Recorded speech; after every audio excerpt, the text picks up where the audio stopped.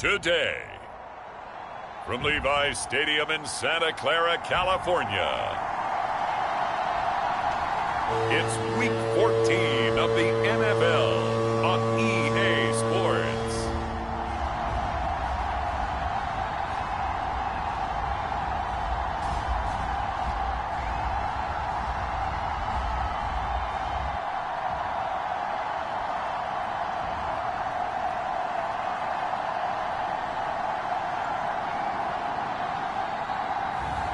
It's the San Francisco 49ers taking on the Seattle Seahawks.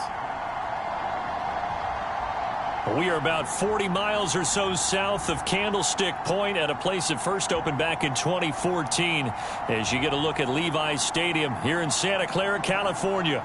Up next, a good one in the NFC West and a wild card rematch from a year ago, as it'll be the Seattle Seahawks taking on the San Francisco 49ers.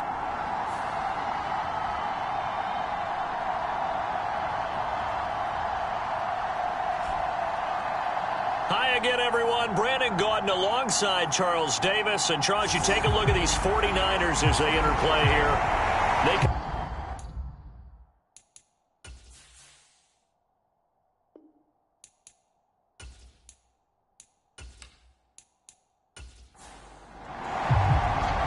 Three-quarters of the NFL season are complete. What lurks in our final month? We're underway in Week 14. And no run back on the opening kickoff. It'll come out to the 25. So the Seahawks ready to take over on offense. And it is a first-time Pro Bowler who leads them out, Charles, in his 11th year now, Geno Smith. And it'll be interesting to see pretty early in this one exactly where his head is, because the best quarterback shake-off performances like he had last week. Way too many interceptions.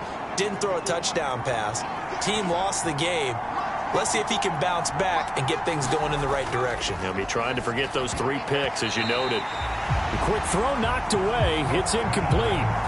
The linebacker, Fred Warner, right there on the coverage. You look at this Niner defense.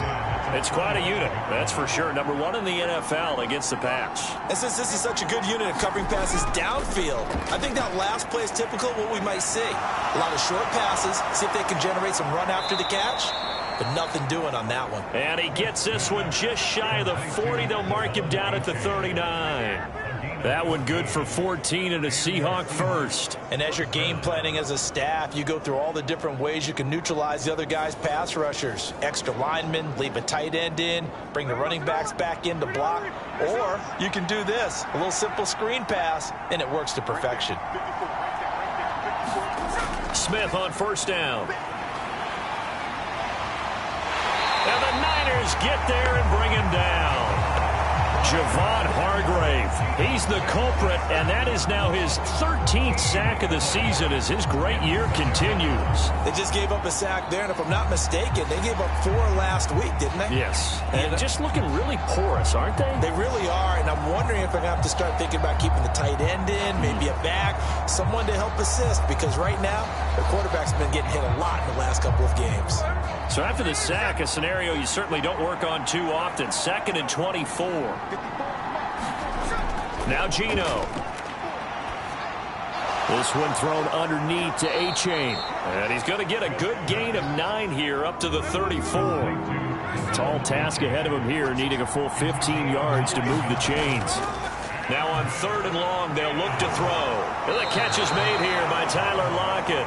And this won't be enough. A good secure tackle, and they stop him a few yards shy at the 46. It'll be a gain of 12, but it will also lead to 4th down. I don't care who you put on him. He's going to be a handful in one-on-one throws. Yeah, right now, you're right. They're in man-to-man. Maybe needs some safety help. I would say that'd be a good idea. Double team him somehow. I'm going to have to make someone else beat me rather than let him shred my defense.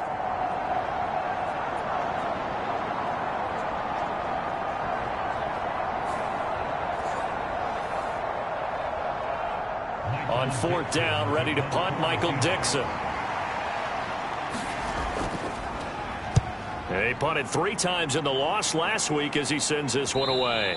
And a fair catch called for and made at the 12-yard line. 37 yards on the punt with no return. And the 49ers will take over deep in their own territory. So out comes the offense now with a long field ahead of them. And they will be led out by their rookie quarterback. I tell you what, when he is on schedule for that week, secondaries take notice because you've got to stay alert back there on every snap. A truly powerful arm, one that's capable of challenging any level of the defense on any given play. That's why so many scouts preach arm talent when preparing for the NFL draft. A quarterback with arm strength to make every throw in the book, he's an asset to have in any offense. 2nd and 1 now from the 21. First carry of the game for Christian McCaffrey. And McCaffrey going to pick up a Niners first down as he's got it up to the 28-yard line.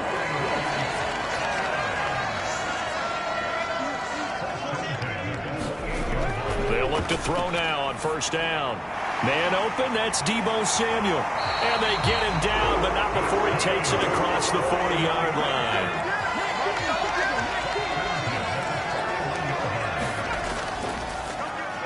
They run the option here on 1st and 10. Give him 3 on the keeper there, and it is 2nd down.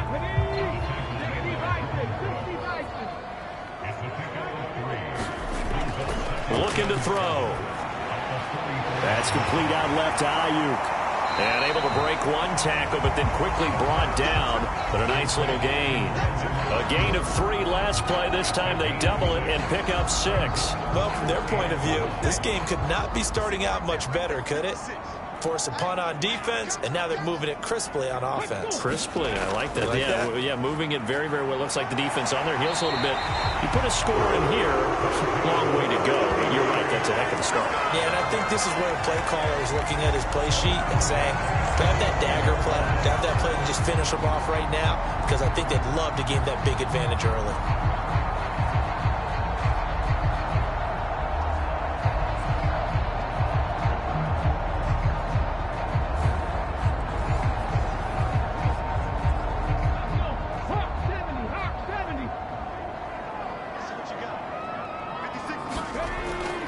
First down, he'll drop to throw it. The first catch of the game for George Kittle. And he's got this down a yard or 2 shy of the 40 before he's out of bounds. The Niners at 8-4 now on the year. They were losers last time out, trying to turn things around here in this one.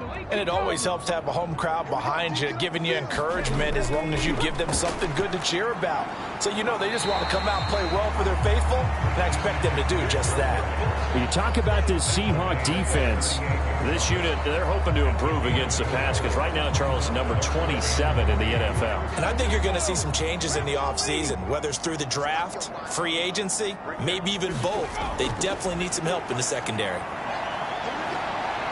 And he can't find anywhere to go with it, and he goes down. Draymond Jones drops him for a 4-yard loss there, and that brings up 4th down. Well, he was really focused downfield, but there was really no viable options. The coverage was too good. And the defense really quickened the tempo of that play with their pass rush because there was nowhere for him to go with the football. The only place he ended up, down on the ground. So coming on now is the field goal unit. They're going to try for 3, and he'll need all the leg he's got here. And I tell you what, he got it from 58. That had lots of leg behind it. And the 49ers take a 3-0 lead. So a pretty good opening drive. That'll make the home fans somewhat happy. They wanted 6, but they got 3 in the early lead. And they should be happy. The guys look good getting down the field. That's got to give them a little bit of hope that good things are in store here today for them. Asker's going to keep this one in the end zone, and they'll start at the 25-yard line. Seattle's offense coming back onto the field, ready for their second drive. Defense got the better of them last series, forcing a punt.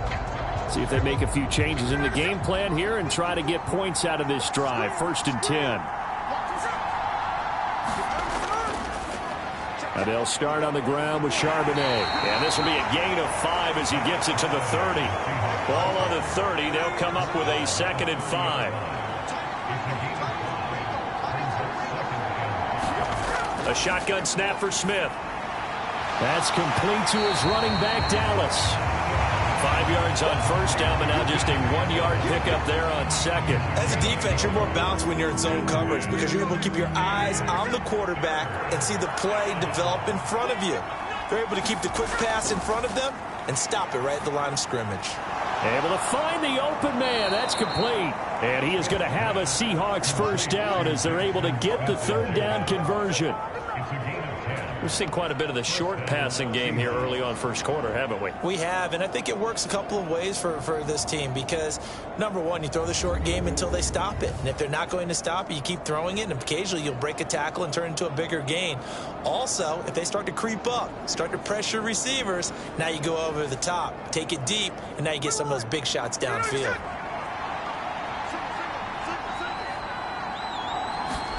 Now Gino on first down. And that's going to be incomplete. Too tough to hold on to that one. It's second down. Gino now to throw. And this a quick slant to Lockett. And he'll be taken down, but not before he gets into enemy territory.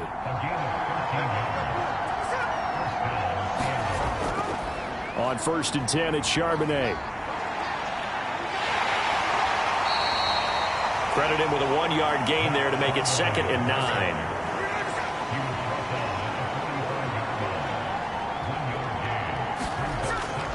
And Charbonnet once again.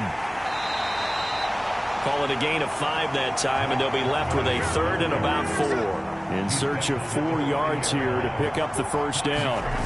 Here's Smith. Oh, he tries to force it in, and it's intercepted. Picked up by Ambry Thomas. Boom! Still fighting through tackles. And he'll take this across midfield and inside the 45. And this, Charles, definitely not what they were wanting to see. Remember, he threw 3 interceptions in the loss last week, and now he gives the ball away again here in the very first quarter. And you have to think that this was drilled into him all week, too, by his teammates, by his coaching staff. They've told him all week long, we've got to protect the football. They probably crossed that fine line with giving him the right advice and saying it too much, and it turned out that it got into his head a little bit.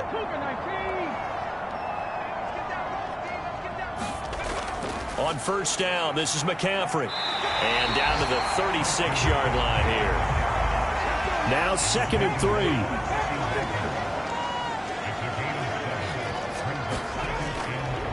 McCaffrey running up the middle. And this time not quite to the 30. It'll be down at the 31-yard line. A gain of 5, good enough for the first down. These two teams getting a couple of late season tilts this year. Their first meeting was not too long ago, back in week 12. And it was the visiting Niners who won that ball game, so they'll look to make it a clean sweep here at home in Santa Clara. And he struggles to get a yard here, maybe a yard, down to the 31. They'll bring a receiver in motion right. And he'll get it here on the touch pass. And he'll be taken down just shy of the red zone at the 21.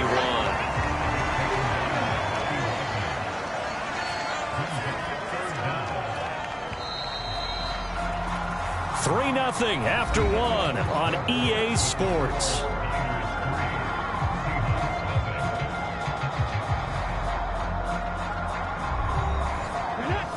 It'll be a nickel look here for the Seahawks on 3rd down. They'll set up a throw. Work in the middle of the field, and he's got a man complete. And he'll be taken down, but he does have first down yardage. A strong 8 yards will keep this drive rolling. Got to say, I was a little surprised to see him, Charles, come out in the shotgun on 3rd and less than a yard. Yeah, but the way the NFL is nowadays, we hardly ever see anyone really run for it on short yardage. So they're going to throw the football more times than not. That was a nice, easy rhythm throw right there, and they pick up the first down. They had to settle for 3 last drive, hoping this second go-around ends in 6. In good position, 1st and 10. This is 2nd and 8.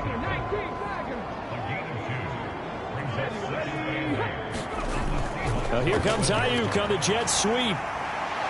And across the chalk into the end zone. It's a 49 touchdown. Brandon Ayuk, his second rushing touchdown on the year. And the 49ers add 6 to their lead. Well, we've talked about it before. You know, this jet sweep, something a lot of teams like to run nowadays, and this one winds up in the end zone. And it is all about creating different ways to get the ball in the hands of your playmakers. And wasn't it interesting that prior to this game, head coach told us, I saw this sitting in my chair watching a Tuesday night college game and decided to implement it myself. Moody good with the extra point. And the lead grows to 10-0.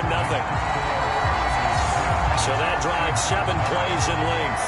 And in the end, the finishing touch, an 11-yard run. So after the made field goal by Moody, he's back out to kick this one away.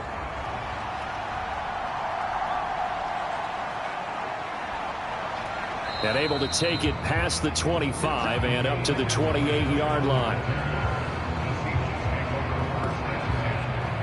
There's Tyler Lockett and the rest of his Seattle teammates coming out for the next possession. Well, he's within shouting distance of a 1,000-yard season. Going to need a pretty good finish, though, if he wants to reach that mark. Well, I like how you phrased it, partner. He is within shouting distance. If he stays on this pace, he's got a shot at it. But he needs a big game in there, right, to make sure that he gets it. So you know that during the week, in practice, and look, he asks for the ball all the time anyway. He's really going to ask for the ball and let his quarterback know he's open. 2nd down and 6 now. Throwing now is Geno. Finding Sterling Shepard for his first catch.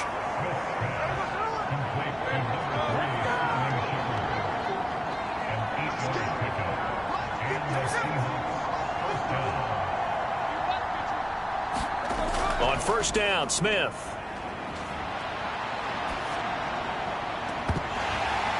And that is incomplete. He couldn't hold on through the contact. Brings up 2nd down. Now Smith. Throw left side complete. That's Shepard. And he's able to get this one out closer to midfield across the 45. Throwing again is Smith. He's got his running back out of the backfield. And he is going to have a Seahawks first down, although it doesn't appear to be by much. He needed 4, and he got 4 on 3rd down. I'm not sure that was necessarily a safety valve or a check down throw on 3rd down. Sometimes just try and find the open guy and get him the ball. He did exactly that and found a way to pick up a first down.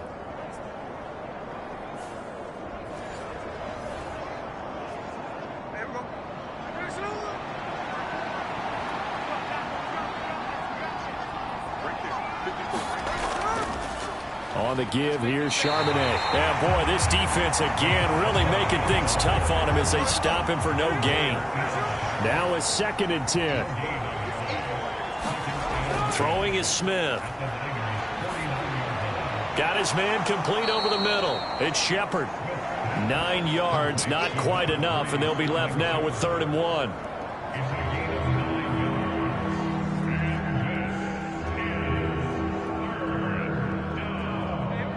So they just need 1 yard here to pick up the first down. And they'll run on 3rd down with Charbonnet. And he's going to have the first down yardage to the 35. 4 yards on the pickup, good enough to extend the drive. Well, partner, what do you think? Might have been 4 down territory if they didn't pick it up, but... Yeah, it's a moot point now. I was curious, so if they didn't get it there, would they have gone for it? I guess we'll never know. Yeah, we didn't have to make that call, but I have a feeling both of us would have said, go for it.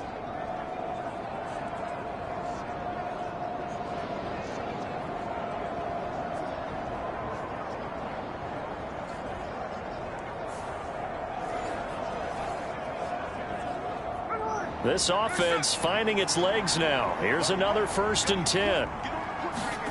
Now it's Smith.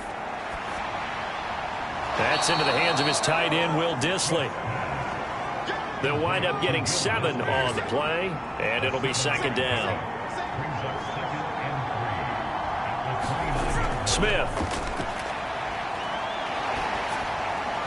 Now throw right side here, going to be incomplete. So 2 of 2 on 3rd down conversions on this drive, and now they face a 3rd and 3 here. Smith. And down he goes. The 49ers get there. Eric Armstead drops it for a loss of 14 yards, and it also brings up 4th down. Now that was a passer's nightmare. The front door totally shut down by the defense, so he kept going backwards, hoping to find another avenue of escape. It didn't exist.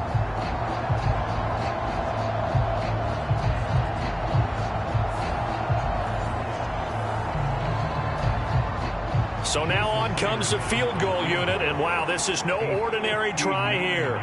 This will be spotted just shy of midfield, a 59-yard attempt. And that is no good. Oh, he missed it just wide of the upright, and they will not cut into that 10-point lead.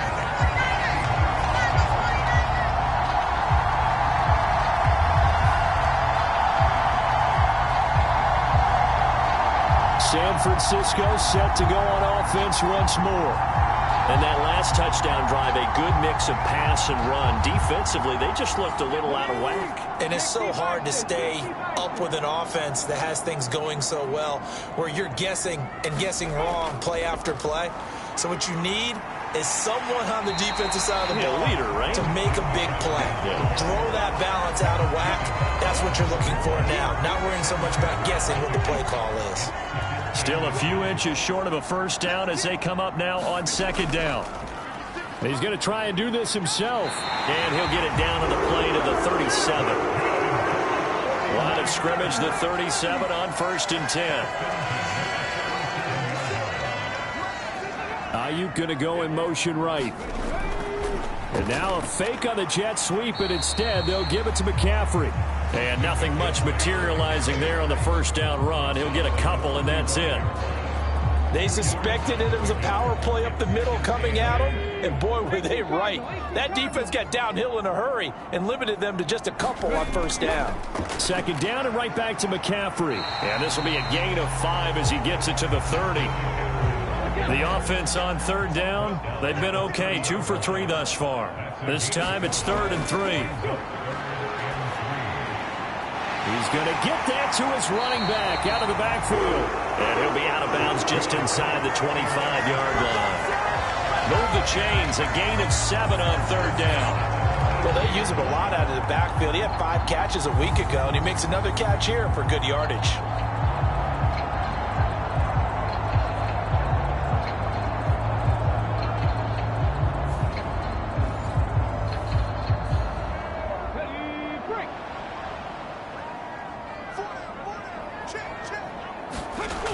On 1st down, he'll drop to throw. And he's going to have to eat this one as down he goes. Malik Collins able to drop him for a loss of 4 from his defensive tackle spot. Okay, was it a breakdown in protection? Did the running back not pick him up? What does it really matter? Sometimes it's just a great play made by the defense. Big-time sack.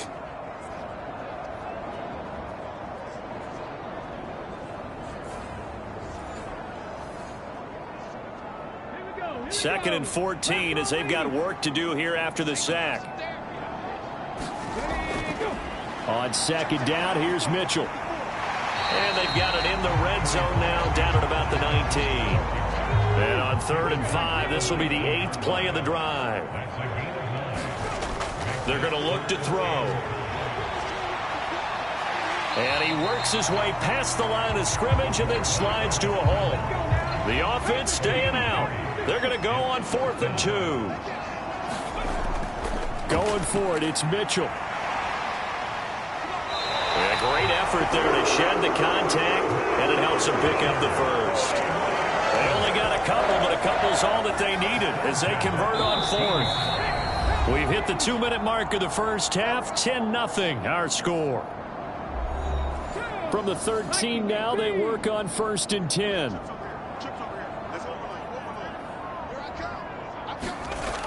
Now they'll switch it up here and look to throw. Here's Mitchell with a catch out of the backfield. And he's got this inside the 10 to the 9 before he's out of bounds. 2nd and 5. And this is going to be intercepted.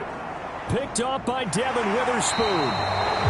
And the Seahawks are going to take possession here. It's a touchback, and they'll take over at the 20-yard line. And as we've seen, points have been precious so far, and they just threw something away on that snap. And look, let's face it, as we advance further into this game, that play will be on the minds of everyone who's watching it. They wonder if this is the turning point. Is this the spot where those points were given away and could cost them a ball game? Now the ball now going back over to the Seattle Seahawks offense. And the way their last drive ended, boy, it was frustrating. They had a pretty good drive going. It was sustained, and then it stalled out, Charles, and they missed the field goal and got nothing out of it. Is that insult to injury? Because they had such a sustained drive, as you noted. So you know for the head coach, it almost felt like a little bit of failure to send down the field goal unit and then to not even see the ball go through the post. What a bummer on that last drive for them. Got to pick themselves up from that one. First down now, but that clock rolling. To throw is Smith. And this one is going to be off the mark, too far out in front. Smith, an incomplete pass on first down. Now it's 2nd and 10. They'll look to throw again. And the Niners get there and bring him down. The 49ers now going to use the first of their timeouts as they'll stop it with just over a minute to go before halftime. Now a tough spot for Geno Smith and company after the sack. It's 3rd and long. And now a handoff to Charbonnet. And he's able to get up here to the 26. Now San Francisco going to call their second timeout, as the stoppage will come with a little under a minute to go in this first half. Here's Michael Dixon now to punt.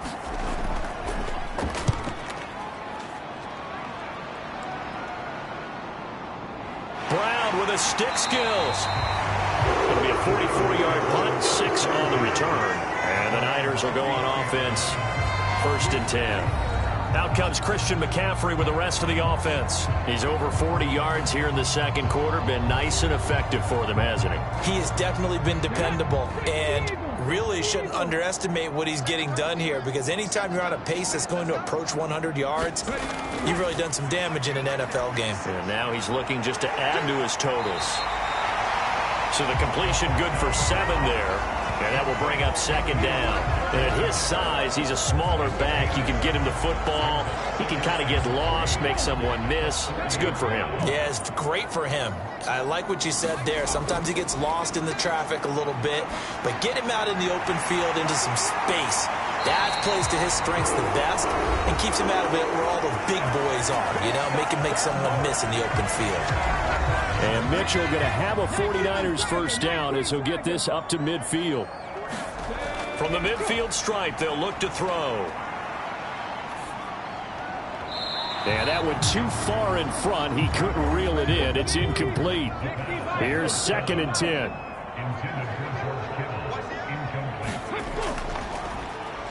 Off the option, he'll try and run with it. He'll be taken down at the 48 for a pickup of 2 yards.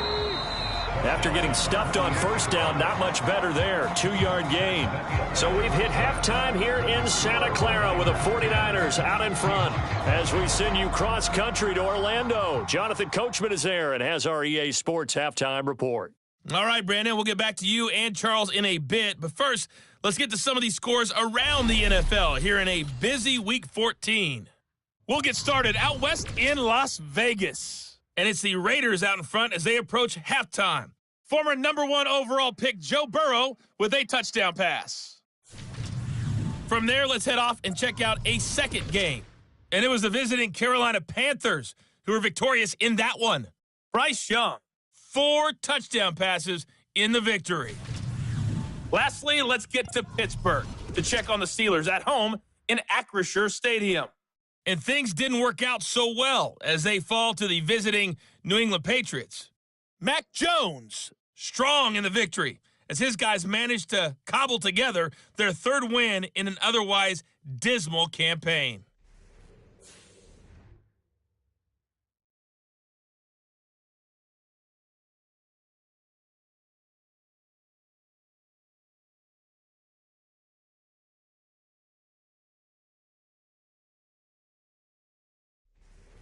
All right, Coach, thank you very much as we welcome you back for quarter number 3. 10-0 is our score as we get started again on EA Sports. And he will not bring it out. It's a touchback.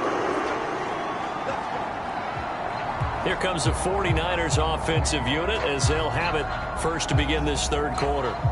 And they've got the lead, CD. What do you expect from them in this second half?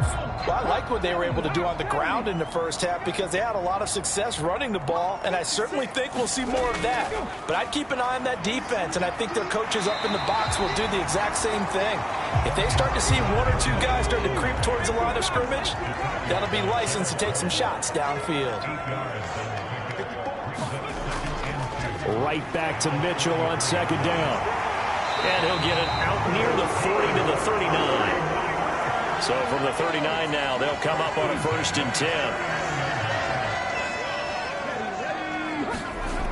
They'll drop to throw. Escaping the press. And he can't get rid of it. He's taken down. Uchenna Nwosu. He's the culprit, dropping him for a 2-yard loss. I thought there at the end he may have had a chance to release that, but that pocket closed a little too quickly, and down he went. Yeah, he was certainly trying to do everything he could to extend the life of the play, probably counting in his head 1, 2, and then he ran out of time.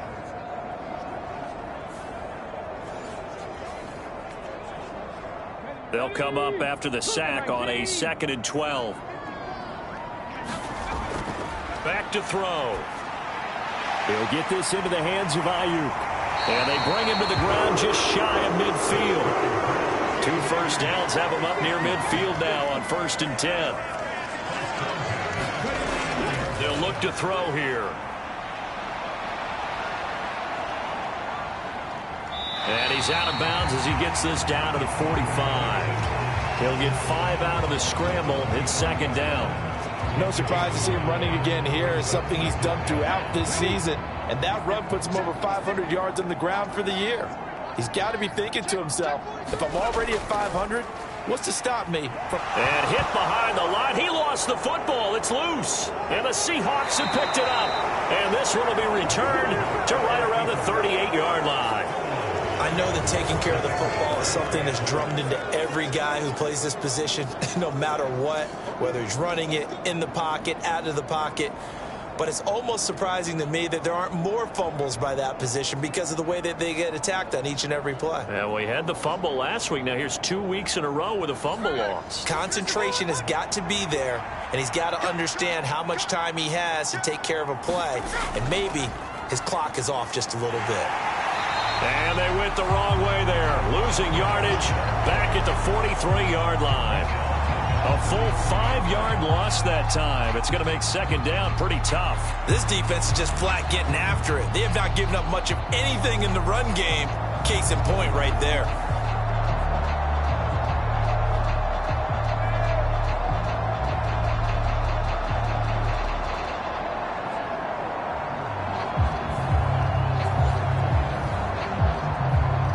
So a 5-yard run the other way in the wrong direction, and that leads us to 2nd and 15.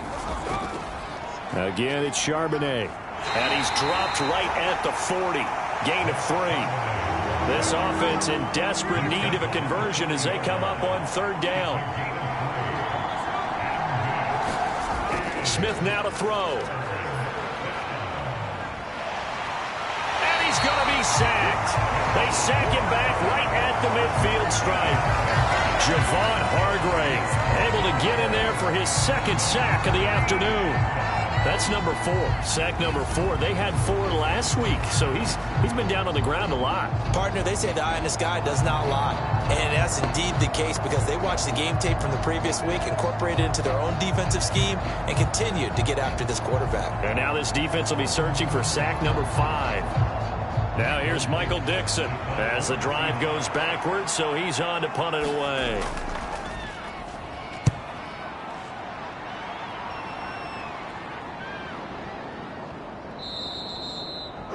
Amazing, perfectly placed. If that ball goes 1 extra yard, maybe not even an extra yard, the starting point is the 20. So there is a reason that a lot of punters are also excellent golfers. They know distance control. You know what else they have? Same groove motion over and over. Once they have that down, it repeats under pressure. Come on. Hey, cowboy! Let's get this. Here's Mitchell now to kick off the drive. And he'll get him a little space here up to the 5-yard line. J-Ron Curse in on the tackle. If you're a coach, you'll absolutely take that run every time on first down because it really sets you up to go in a number of directions here on second. Right back to Mitchell on second down. And this is going to double their room to maneuver, able to get it from the 5 to the 10-yard line. Well, you certainly have to give a little credit here because they are playing this game now at their pace. This is ball control football, sustained runs, taking their time and making it work. And they'll run it here. And he'll be taken down, losing yardage back at the 9-yard line. That'll back him up 2 yards and also bring up 4th. Well, we saw a lot of negative plays that resulted in plenty of lost yardage in the first half, and that trend is continuing here.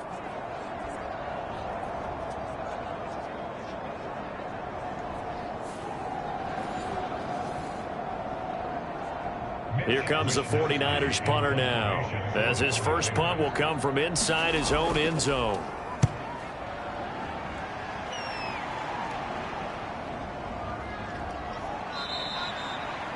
So possession goes over here on the punt, and it'll be Seahawk football 1st and 10.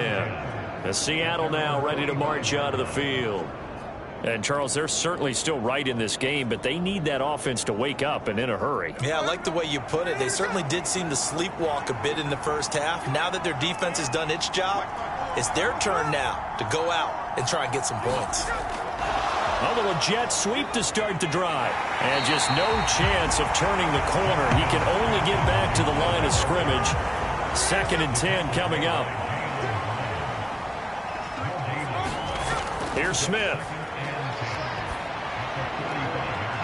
And he will find his man on the outside. And he's able to take it across midfield before going out of bounds. They get 6. That'll leave them with 3rd and 4. And we see another pitch and catch there to the running back. This position just continues to evolve. They become just as critical to the passing attack as a lot of receivers, tight ends, because their ability to make people miss in the open field can really generate big plays for an offense. Out of the gun, Smith. He'll get that to Charbonnet. And he'll be taken down, but he does have first down yardage. The drive stays alive, a 3rd down gain of 8. This offense is starting to get into rhythm. A nice quick throw there on target, able to pick up another first down.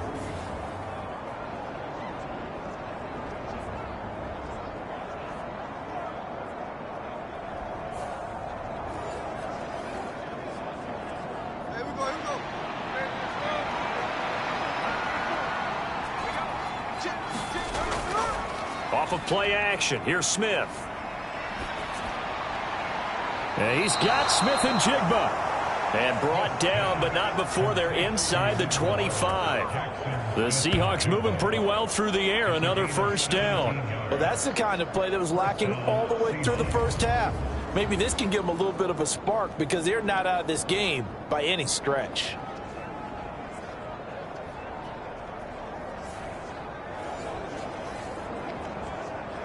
Still in search of their first touchdown of the game, but they're on the move. 1st and 10. They'll bring a receiver in motion right. Out of the gun, a give to Charbonnet. And a good run as he manages 7 yards down to the 17. Here's 2nd and 3.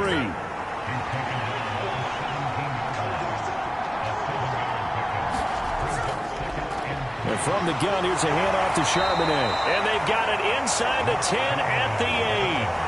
That'll be a pickup of 10 as they try to recover from this 10-point deficit. I think they like this drive a little bit better there, partner. Running game helping out, picking up some of the slack. Because remember, the last drive, they went 3 and out.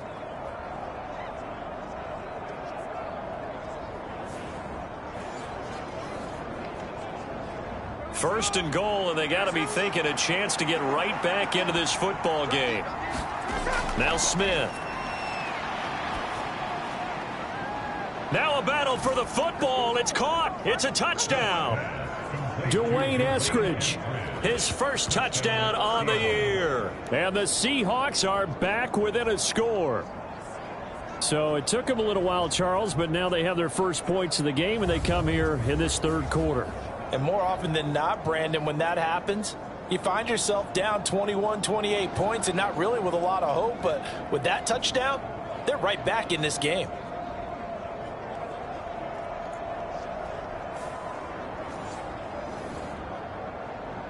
Jason Myers now for the extra point.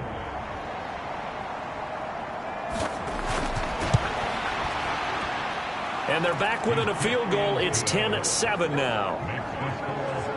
So this drive spans 7 plays. And it all culminates with a Seattle score. And after the touchdown, here's Myers to boot it away.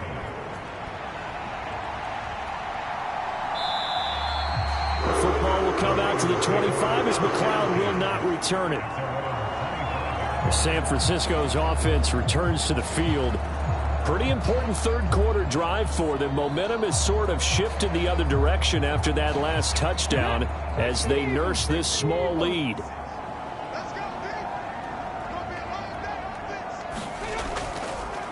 They'll start by running the option to the right.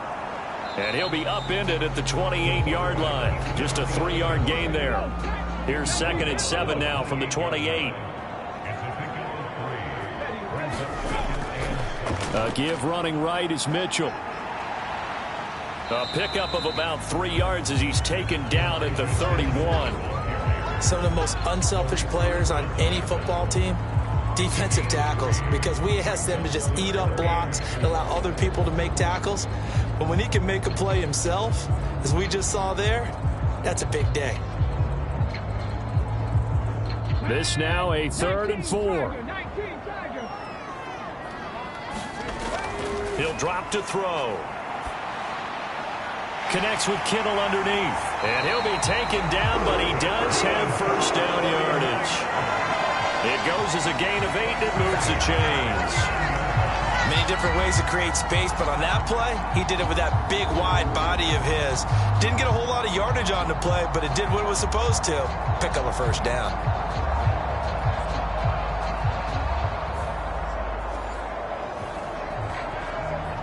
So from the 39 now, they'll come up on a 1st and 10.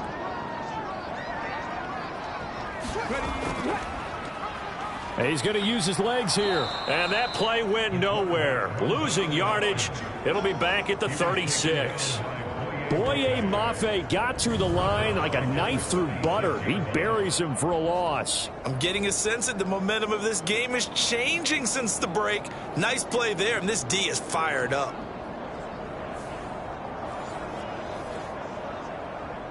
After the loss, they'll come up 2nd and 13. Now back to throw. They'll run the screen with Mitchell. Only a yard there. Sniffed out well defensively, and it brings up 3rd. We'll see what they have drawn up here. A little bit behind the line. 12 yards needed to gain a first down. And he can't find a receiver, and he's brought down. Jaron Reed muscles his way in for the sack. Before they can get the punt away, whistles as we've come to the end of the third quarter of action. This is the National Football League on EA Sports. Here comes the 49ers punter now as he'll punt it away for the 2nd time. 46 on his first kick. This one in that neighborhood as well. This is taken at the 15. It's a 49-yard punt, but subtract 9 there for the return. And they will take over 1st and 10.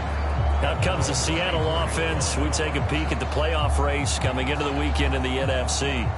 A CD after this game, there will be 4 weeks left in the regular season. So this is far from the final version of what we'll see come January, more of a first draft, if you will, as all these teams fight for a better position. And you pointed it out so accurately there, Brandon. After this game, 4 weeks left in the regular season, and then the playoffs officially begin.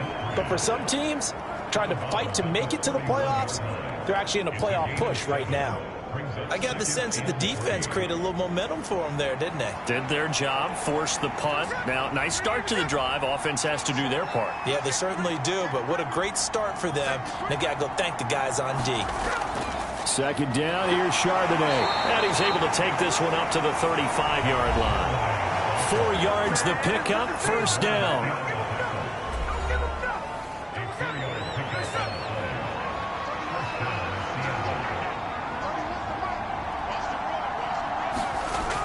Now Gino. It's hauled in by Shepard. So 5 yards here, 5 on the play. And that'll bring up second down. Straight ahead running, here's Dallas.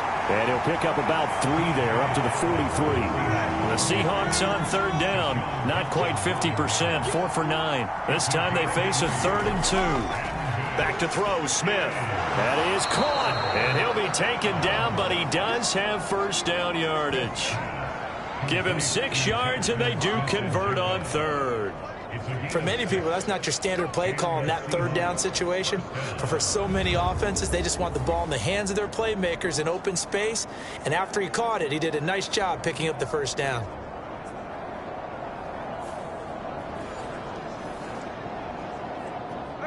Two first downs have him up near midfield now on 1st and 10. Looking to throw. Smith. That's complete to Disley, the tight end. It'll go down as a gain of 6, and it'll be second down. Out of the gun, handoff to Dallas. And tackled down after a gain of 3. Leaves him with 1 yard to go on third down.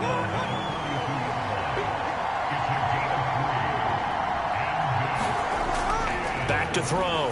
Smith. He's got his target. That's complete. And he is going to have a Seahawks first down as they're able to get the third down conversion. Would it be safe to say that as precise as routes are supposed to be run in the NFL, maybe they're not quite as precise in college ball? That's accurate, yeah. And I think we saw a college route in the NFL there. Just find the soft spot, find the dead zone, and find the first down. And that's what he just did. From the 34 now, here's 1st and 10. Looking to throw. Smith. Over the middle, finding Smith and Jigba. And this will leave him a yard short. Nice pickup of 9 yards on first down. Tell you what, he's been able to put the ball in some tight spots all game long. That throw, no different. Yeah, a lot of people would call it a gutsy type of a throw. I think he looks at it as, I can do it, so it's not that big of a deal to me, and I'm going to keep firing. Now run by Charbonnet. And he's going to lose yards. They take him down at the 26. They go backwards there 2 yards, and 2nd and 1 is now 3rd and 3. I like the strategy. Extra tight ends, extra beef. They want to run the football, but that means they probably want to run it inside. If you get strung out on the perimeter, you're in peril. Yeah, we saw the result, negative yardage.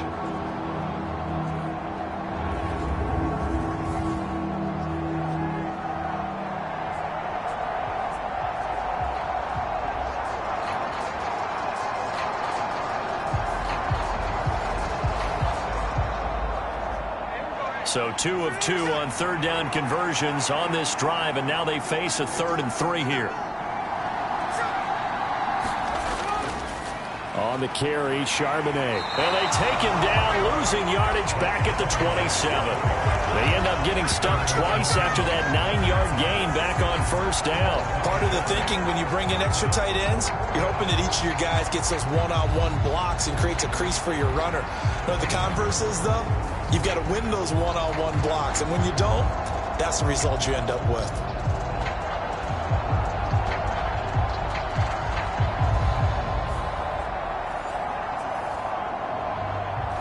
So now one of the biggest kicks of the night is forthcoming. This from 44 yards out, left hash. Myers' kick is good. And in the 4th quarter, this game is tied.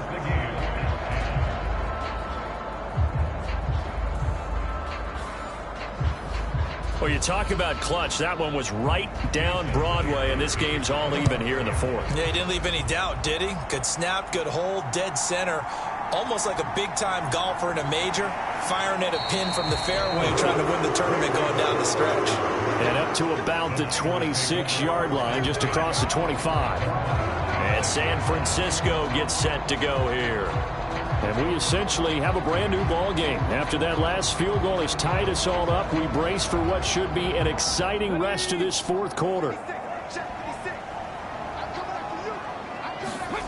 They'll come out throwing here on first down. Completes it to the tight end, Kittle. Call it a gain of 6 on the play, and that'll make it second down.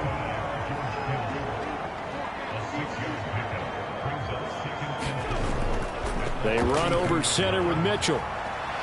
And the defense closes quickly there. He'll get maybe a yard to the 33. The heavy set out there. 3 tight ends in the formation for 3rd and 3. They'll try and pick it up with Mitchell. And he'll be tackled about 2 yards shy of the line to gain. A 1-yard pickup leads to 4th down. When we talk about defenders, specifically linebackers, keeping their eyes in the right spot, he had that eye down the entire time. And you know that's not easily done because they throw a lot of misdirection at you. They try and fool you and get your eyes in the wrong place. But you're right about that one. He correctly figured that one out and made a really nice play.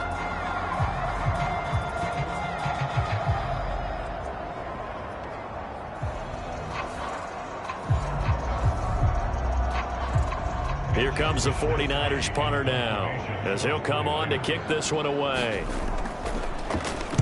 He's averaging just under 50 yards a punt as he gets this away.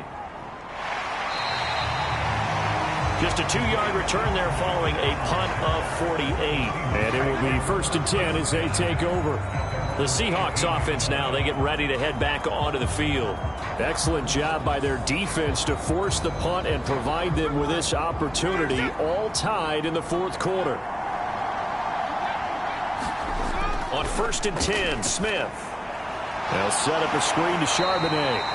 And he'll be about a full yard shy of the 20 at the 19-yard line. They work now on 2nd and 9. On the toss to Charbonnet. And he's going to lose yardage here back to the 14-yard line. That's going to go down as a loss of 5, and it brings up 3rd down. That was well defended right there. He saw the play in front of him and able to hold the point of attack. Then he sheds it and goes and makes a tackle for a loss.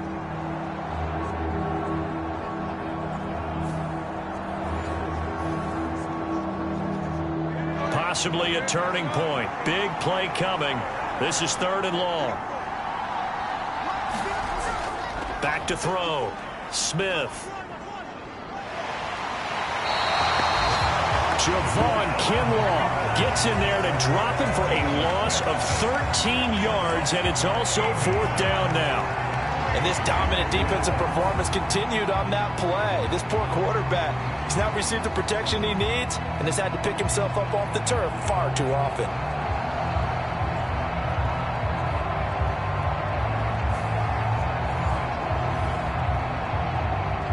Now here's Michael Dixon as he'll punt it away for the 4th time today.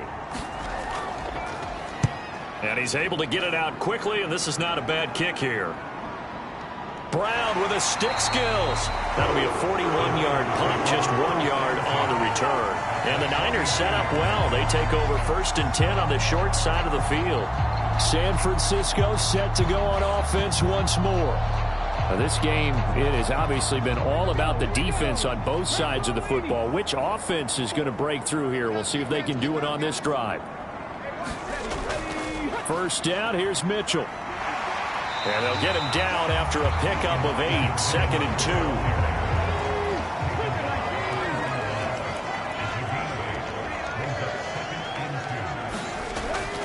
2. Once again, it's Mitchell. And he'll get it down on the play to the 37.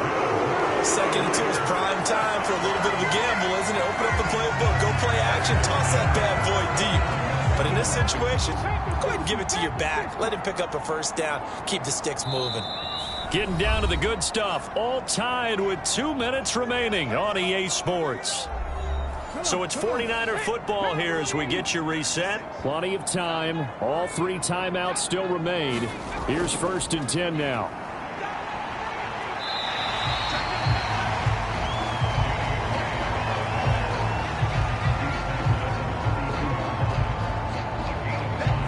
comes second down and 5.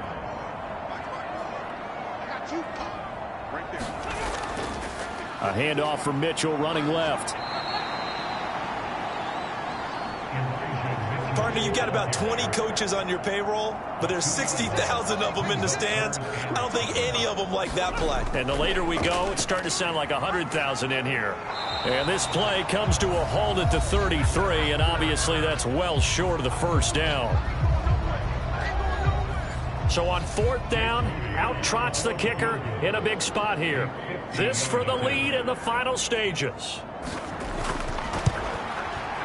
And this will split the uprights. It's right down the middle. And with a little over a minute to play, they have taken the lead. Big kick right there to give them the lead in the fourth, but there is still time left for a final drive. Did they score too soon? Post-game will tell us, right? Depending on what happens on this drive, that's how we'll analyze it. If the other team scores, they scored too soon. If they somehow hold on, they manage the clock exactly right. So Geno and the Seahawks Down 13-10, a minute 6 to play. And they're in danger of a third straight loss as they come up on 1st and 10. Smith's going to throw it. Short throw to Disley, and he'll be upended at the 28-yard line. Just a 3-yard gain there. Here's a 2nd and 7. That's complete to Eskridge.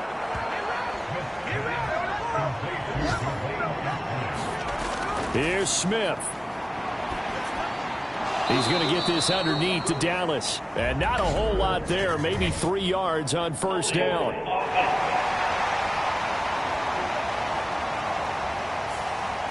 So the road a little tougher here. Now 1st and 20. Smith to throw. Quick hitter here, it's complete. Now the Seahawks call the second of their 3 timeouts as the clock stops with 23 seconds to go in the game. Smith. Throwing middle, and it's complete. And this will move the chains again as the tackle's going to be made at the 49ers 43. And now we'll get a timeout here. They're able to stop it with 1 second to go in this game. They'll come up 1st and 10 here. One last throw here for Smith. He'll let this go deep for Smith and Jigba. And it's incomplete. So their final drive comes up empty. And with that, the ball game is over.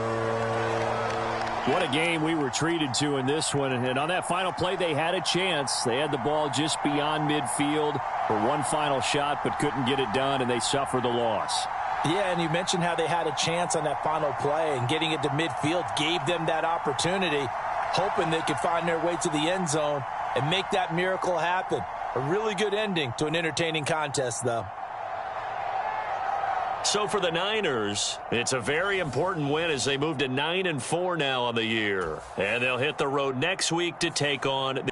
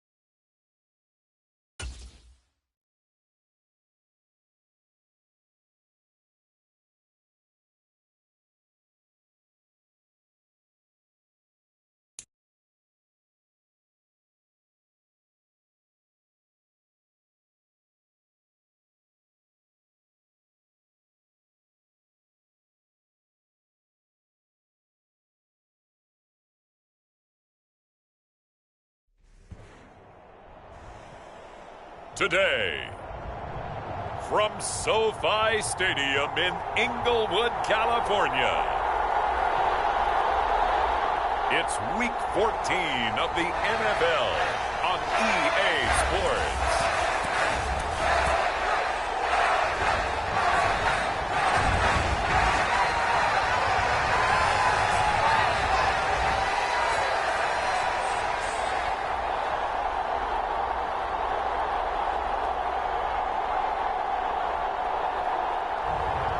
It's the Los Angeles Chargers taking on the Denver Broncos. EA Sports coverage of the NFL brings us to the City of Angels, Los Angeles, California. Today, it's a Week 14 matchup that should be a good one, as it'll be the Denver Broncos taking on the LA Chargers.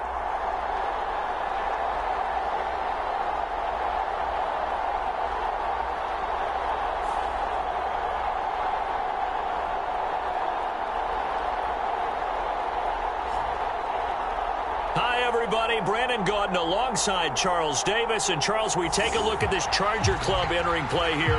They come in playing pretty good football. Winners are 4 of their last 6 games. And last week they put together a 3-touchdown victory and were never challenged in that game. Let's see if they have a little bit of a letdown here. Meanwhile, for the visiting Broncos,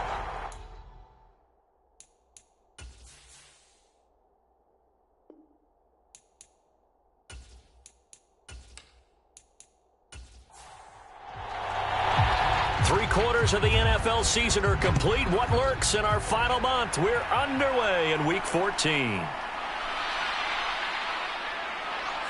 And they will wrangle it down a couple yards shy of the 30.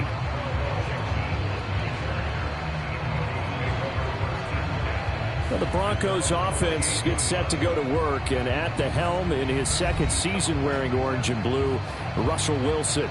I loved his quote during the week. If I were a defensive back, I would have wanted to play against me last week as well. He's trying to eliminate those turnovers, those interceptions, and get back on the positive side of the ledger throwing touchdown passes. Yeah, had 4 of those picks, led to the loss. Wilson going to come out throwing. Man open, he's got it complete to Cortland Sutton. A good position to be in here, 2nd and inches. Now it's Wilson. On the throw, led him too much that time. It's incomplete. An early test for this defense. Here we go on 3rd and inches. From the gun, they'll try to run it. And he's got the first before he's brought down at the 39-yard line. Didn't get it by much, but bottom line, got the first down. Avoiding that 3 and out, how vital is that on the first drive? To me, it's like the first round of a boxing match. You know, it may not mean much right then and there, but you'd rather not lose it, right? So you want to go ahead and get it, kind of establish something early, and hope it can carry through.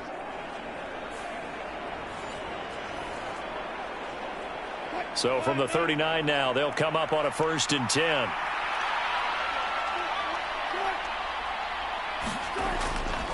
A first carry for Samaje Perine. And he'll lose yardage on the play back at the 37-yard line. 2 yards the loss, 2nd and 12. This defense is a difficult one to prepare for, one of the best in the league. They'll come at you from all angles, and they did a nice job there stopping him for a loss.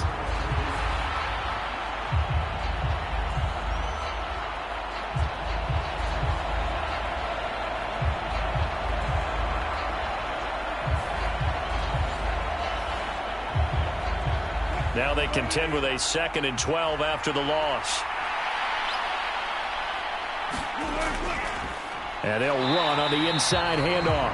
And he is going to be stopped cold behind the line of scrimmage. 3rd down, now even tougher. 3rd and 13 after that loss of a yard. Sometimes you just sit back and marvel at what he can do defensively. Speed, strength, quickness, he's the whole package. And that package just wrapped up the runner for a loss.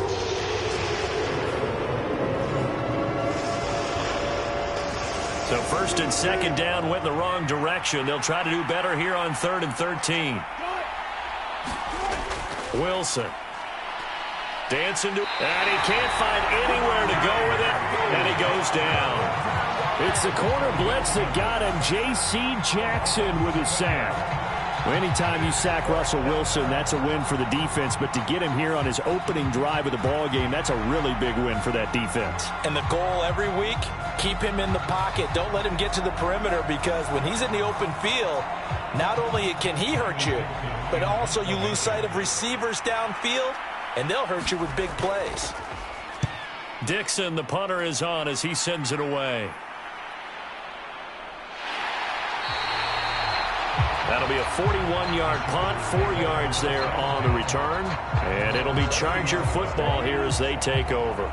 So here's the Charger offense making their way out. And they are led out there by their mobile quarterback. I like this guy. And the reason I do, he tends to stay on an even keel. Doesn't let too much ruffle him. He will manage the game the way it needs to be managed, take what the defense gives him, and then he can strike at times. Had a touchdown pass. Yes, he had an interception last week, but he found a way for his team to win. And the first play of the drive there is incomplete. No surprise at all. They're looking for the big man early in this one. The only surprise for them, he couldn't hang on to the pass.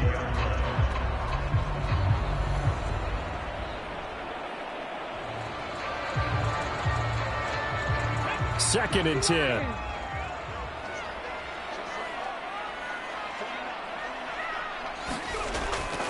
Now a shotgun snap as they'll look to throw.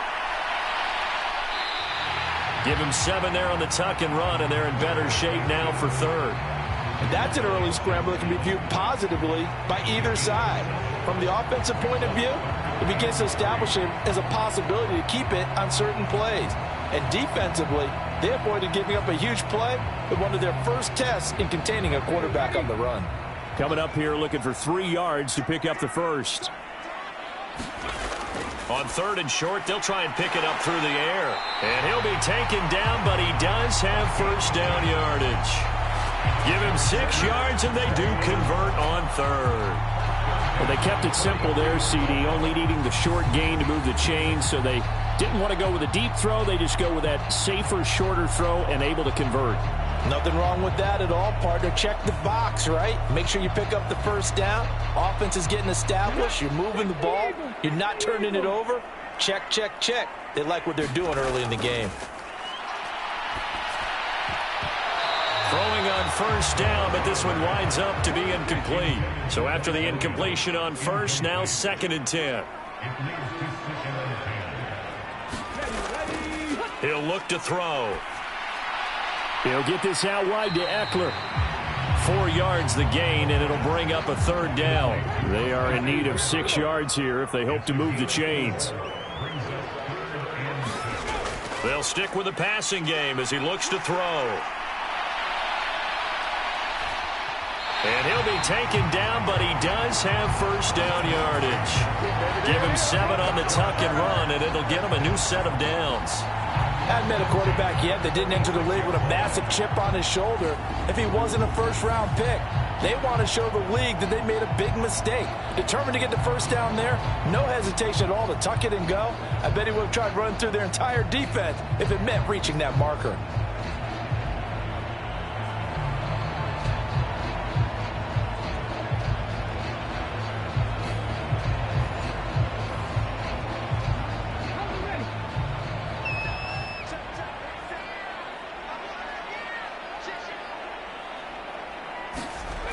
Back to throw now on first down. Firing quickly, but it's incomplete. Austin Eckler, the intended target. And now it's second down. But you look at this Bronco defense. And they're a unit that struggled some against the run, no doubt, coming in 25th out of 32 teams. And stopping the run, that's been an issue for them all season long. Aren't you glad that you're not coaching the defense right now? I'm very glad. They said that they've seen it in doses, but very, very small doses. Yeah, but you've got to be consistent. It's down in and down out, being able to play it, understand what you have to get done, and finally stop some people, put them on the ground. But give the rookie another one on this opening drive and a first down with it. A nice start, Charles, for the first-year passer. He's come out, made a few plays, nice plays to begin this contest. He certainly has, and if he finishes off this drive with a touchdown pass, nowhere to go here. He lost the football. It's picked up by the Broncos. Look at across middle of the field, a breakaway. And this is going to be brought back for a Denver touchdown. And give some kudos to the defensive coordinator, I think, here. They bring the blitz, they dial it up, and it turns into 6 points for them. It's so nice to hear you actually give kudos to the defense. It is so nice. You're such an offensive guy like that. I love it. He dialed things up, and boy, a big play resulted for his guys. Well, you like the credit to the defense there, right, my friend? Yeah, do I ever? Brett Maher on for the extra point.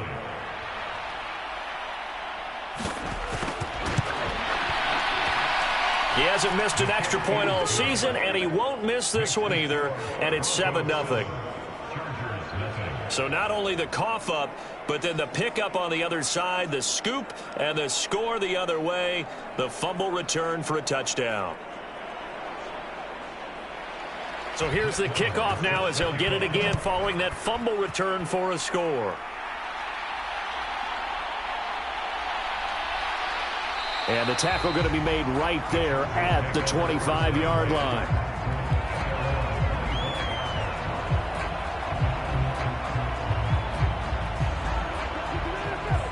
Heading back out, the Chargers offense. We get a peek at the playoff picture of the AFC. And I tell you, 4 weeks still to go, and everything is wide open, and it's fun. And I know we always talk about, well, if the playoffs were to begin today, and then we kind of go, okay, but they're not. Let's see how it plays out. Wouldn't it be fun to play with this playoff lineup right now? Because to me, just about anyone can win this whole thing out of this grouping we currently have. And by the time we get there, it may look entirely different. These are his numbers from last week's contest. 13 carries, 54 yards. I can't remember the last time we did a game and a coach didn't talk about establishing the run first.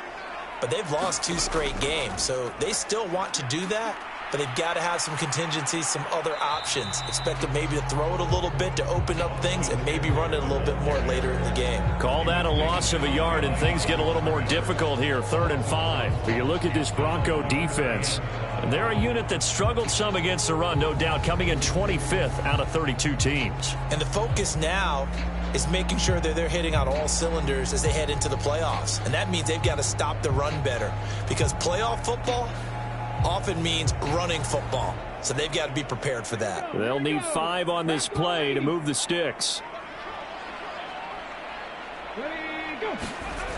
Looking to throw. Trying to force it to Allen, and it's intercepted.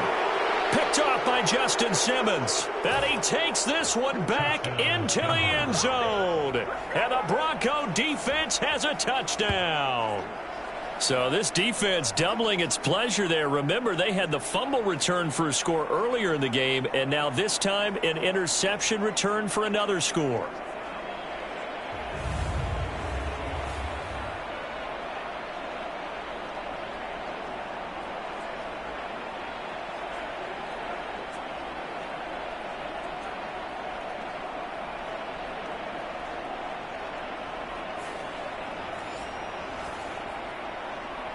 Maher on for the extra point.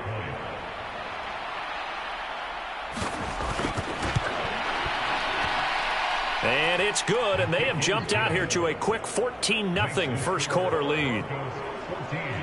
So the defense creating some points, not only getting the interception, but then returning it to the end zone for the pick 6.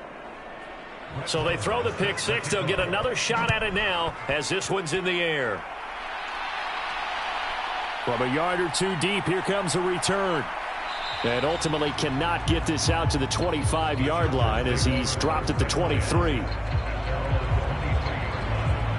And the Chargers offense back out and ready to go. And they, on paper, Charles, no doubt they have the edge in this one. They are sitting with the AFC elite, and on the other side, they're down toward the bottom of the AFC. But you know what they say, especially at this point in the season, watch out for a trap game. And in doing so, I would take my game plan and condense it. I would rely on my fundamentals, the fact that my players are probably just better, and not try and do too much, do just enough to win the game. And on the other side of the field, I'm doing everything. Every trick play I can think of, every different formation, you name it, I'm throwing it at them in order to try and get the upset win.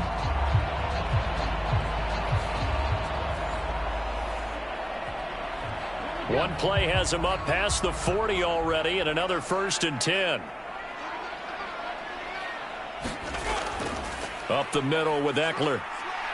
Knifes his way forward here, but just 3 yards on the play. 2nd down from the 43. Here's 2nd down and 7. From the shotgun, he'll look to throw. That's into the hands of Eckler. And he'll be taken down, but not before he works it past the 50. So a 1st and 10 now in Denver territory at the 47. Eckler now between the tackles. And he'll lose yardage here. Back at the 47. He'll lose a yard there, and it's 2nd and 11. That was well played there defensively. 2 tight ends in the formation, which essentially gave them 7 blockers up front. Hard to imagine with all that size and beef that they could let a tackler through. But that's exactly what happened. A loss resulted.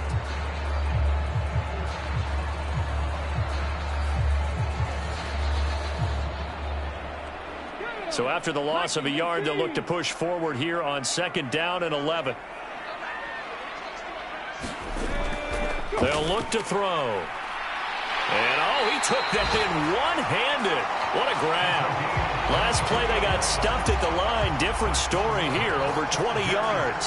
Press coverage on the outside, and for defenders, that's the ultimate risk-reward. If you take the risk, can you reward yourself by keeping them on the line of scrimmage? But no, not on that one. Got the step on him. Now it's just a matter of laying the ball out there for him to go get it.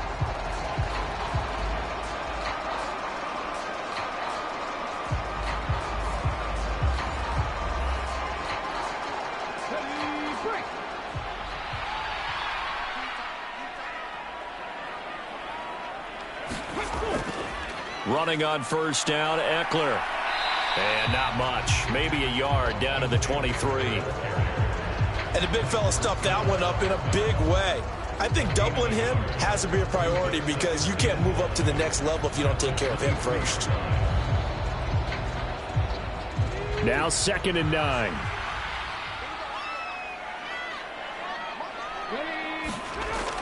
They're going to look to throw. And down inside the 15 he goes. Give him 10 that time, escaping the danger, running with it, and picking up a 1st down. He was certainly quick to atone for his early game interception. Instead of making another mistake forcing something, he reset himself and found a lane to pick up the 1st down.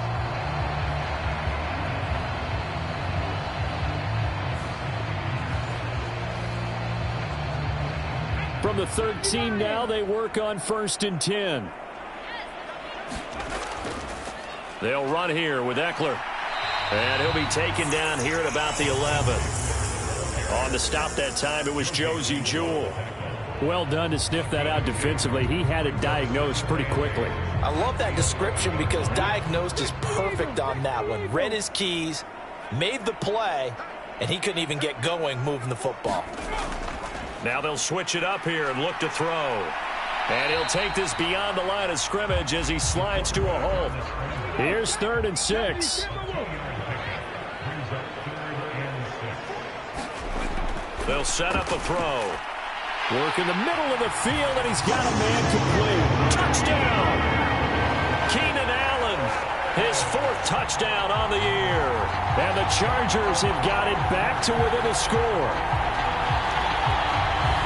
Solid response that time by a young quarterback. Last drive, interception. This drive, the touchdown pass. I like how you described it solid because you don't get extra kudos for bouncing back if you're going to be a big-time quarterback. You're supposed to do that. But at the same time, when you're a rookie, that's not guaranteed, is it? Sometimes they hang their heads and they go in the tank a little bit. Not in this case. Bounced back, took his team downfield, and threw a touchdown pass. Fairbairn good with the extra point, and that'll make our score 14-7. After the touchdown, Cook now to kick this one away. Montrell Washington on the return from his end zone. And he's able to get this across the 20, but not by much as he's marked down officially at the 21. So now the second drive offensively coming up for the Denver Broncos. No points last time out. They were forced to punt, if you remember, but no time to dwell on that. They've still got the lead here and a chance to add to that here. 1st and 10 as this new drive starts. Throwing now, Wilson on 1st down. This one complete to Jerry Jeudy. And he'll be corralled right around the 34. On 1st down, they'll go to the ground attack. And he'll be taken down here as it will take us to the end of the 1st quarter. Through 1 quarter, 14-7 our score.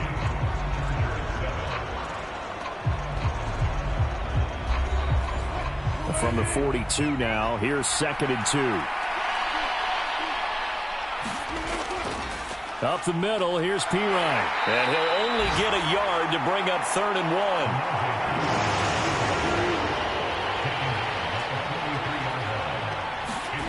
Now it's Wilson.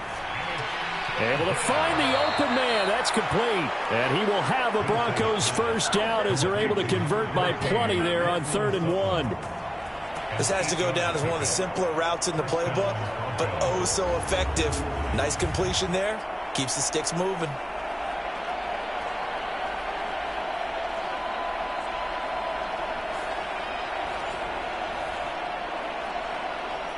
So from Charger territory now, here's a 1st and 10 at the 48-yard line.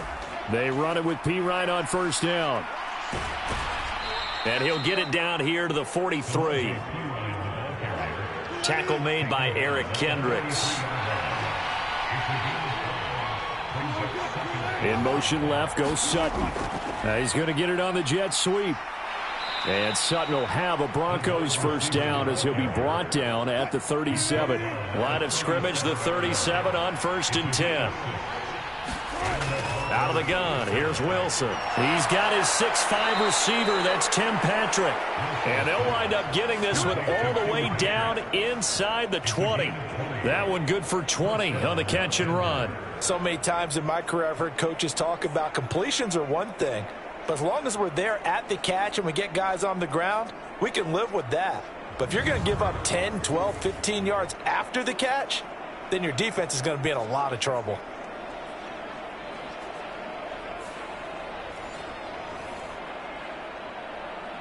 So from the 17 now, here's a 1st and 10. They go play action with Wilson. This one into the hands of Burton. And he's going to get a solid gain of 9 before being brought down. 2nd and right at a yard.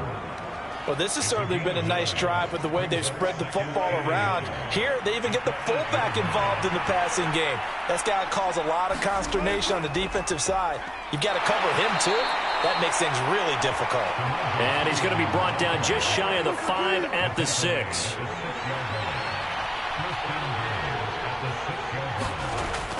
A carry for the fullback. This is Mike Burton. And he gets halfway there from the 6 to the 3 on a gain of 3.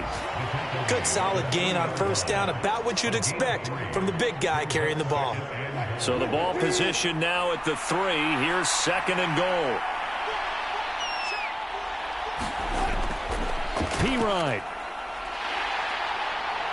Going to be stopped before he can get moving forward as he'll lose a couple back to the 5-yard line.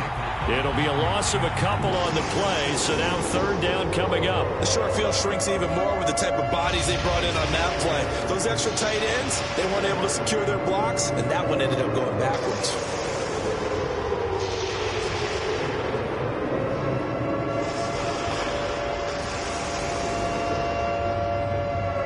Now from back at the 5, this is 3rd and goal.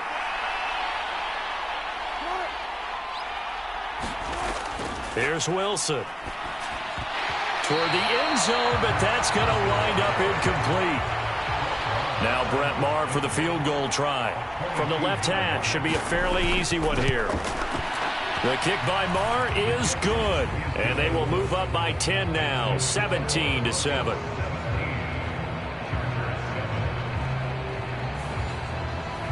So a long drive gets them down inside the 5, but ultimately they settle for just the field goal. And I have to think that if maybe they were a yard closer, that would have made their decision tougher, and I think they likely would have gone for it. But in this situation, they just decided to take the 3, and I think it was a smart move.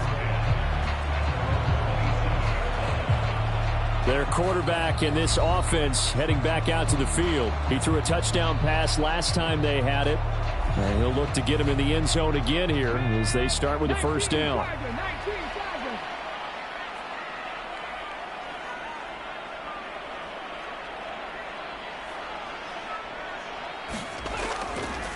Here's a play fake as they set up to throw. Wide open, it's Allen, complete. And past the 40 before he's out of bounds. They may want to go back to that one. First play of the drive, good for 15 and a first down.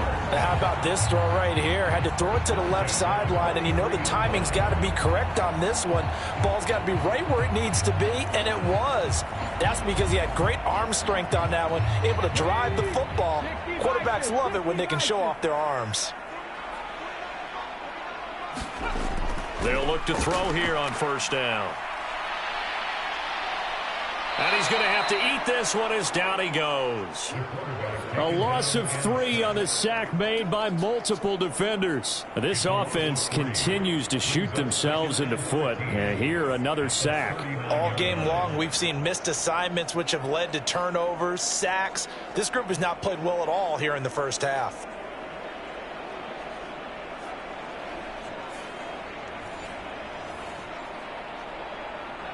So after the sack, they'll come up on a still manageable 2nd and 13. Out of the gun, they'll look to throw. This is swung out to Eckler. It'll go as a gain of 4. And that brings up 3rd and a full 10 yards. They'll look to throw here. Bust through the tackle. And now the ball's out. Fumble near midfield. It's picked up by the Broncos. There he goes left side. And this is going to be brought back for a Denver touchdown. So that is now 2 fumble return touchdowns. And you talk about something that's going to drive a head coach crazy. Without a doubt. But for the defensive guys, once you do it once, you create a frenzy. Everybody wants to get involved, and they got it done a second time.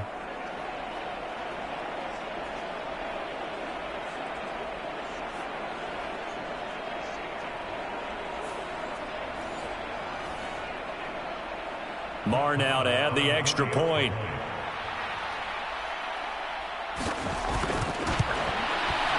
And that'll make this a 3-score game as the lead moves to 17.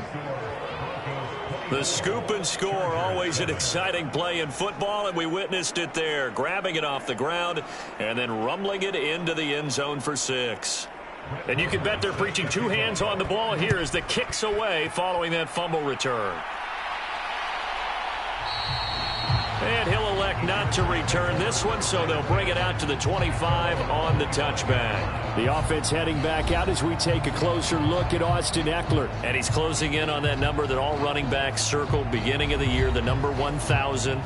Could do it on this drive. And you have to think to yourself that this moment, getting to this spot, it started in the offseason, right? Not just the workouts, right? Not just getting yourself physically prepared to play, but mentally, as well as your team, as well as your unit, head coach, offensive coordinator.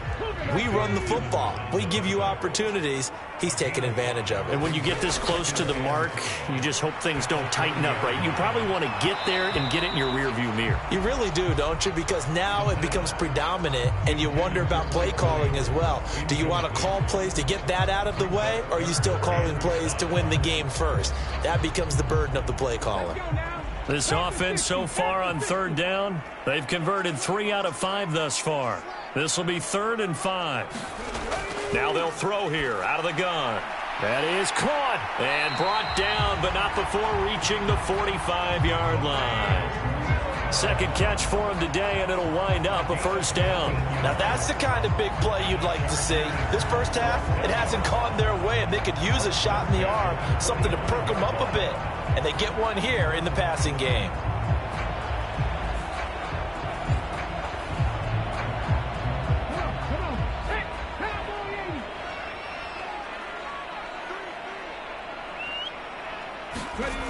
They'll look to throw now on first down.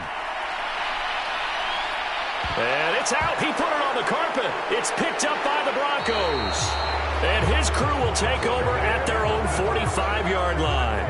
Had some good yardage there, too, before he fumbled that football, Charles. Yeah, just think about it this way. Running backs, as a general rule, they kind of know when the end of a run is near, and you notice how they cover up, right? They protect the football. Sometimes quarterbacks forget that out in the open field. After a while, you start to wonder, does the running back coach visit the quarterback coach and say, hey, I can help you with this. We can protect this and make sure we keep the ball.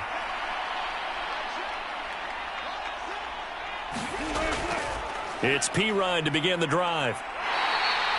Eric Kendricks in on the tackle. From just shy of midfield, here's 2nd and 6. From the gun, he'll hand this off. And he is met in his tracks behind the line of scrimmage. It'll go down as a 2-yard loss, and it brings up a 3rd down. And that's what I'd like to see out of this defense, a little fire, a little toughness. It hasn't been the best first half for them. They did do a nice job there, forcing a loss on that play.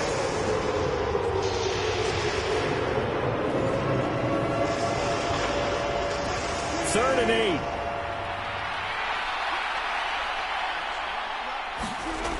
Now Wilson. And the Chargers rush is going to get there. Down he goes.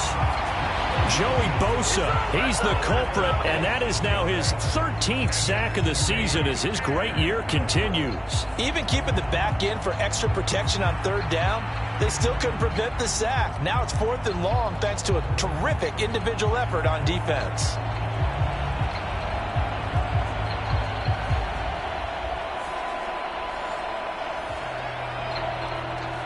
Fourth down, so on is the punter, Riley Dixon. 44 on his first punt, and this is a good kick as well. 43 yards on the punt, return of 4, and out will come the offense as they take over. Possession switching back now to the Chargers. They're sort of seeing themselves spiral out of control. Let's see if they can get things back on track. And this is where the coach is walking that line of being calm and really being firm with his team. I had one tell me once, when we're having a tough patch, this too shall pass, this too shall pass. And finally we kept having a rough patch. He said, but you got to do something to make it pass. And that's what they have to do. They've got to get some control back, get themselves reasserted, and calm things down. See if they can get calm and reassert themselves here. They kept the receiver in the short field, but that let his quarterback get the ball quickly to him before either guy in double coverage could react. On 2nd down, Eckler. And he'll be brought down right at the 30 here. 4 yards the pickup, first down. And we've hit the 2-minute mark in this first half of action. I know what you're thinking out there. I know a lot of you are thinking, take a shot downfield. It's a great spot for it. I'd say maybe later in the game, definitely in the second half. But right now, I think they were just trying to get some momentum built. Get a first down, pick it up, and keep moving. Now they got to get to the line quickly.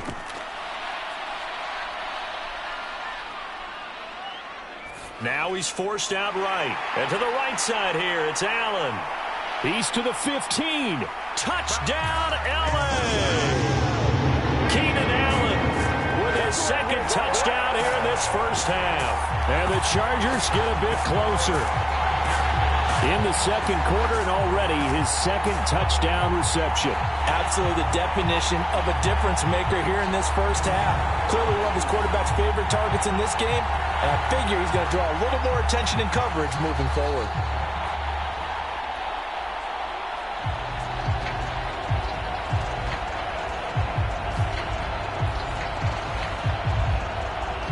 On for the PAT, Kaimi Fairbairn.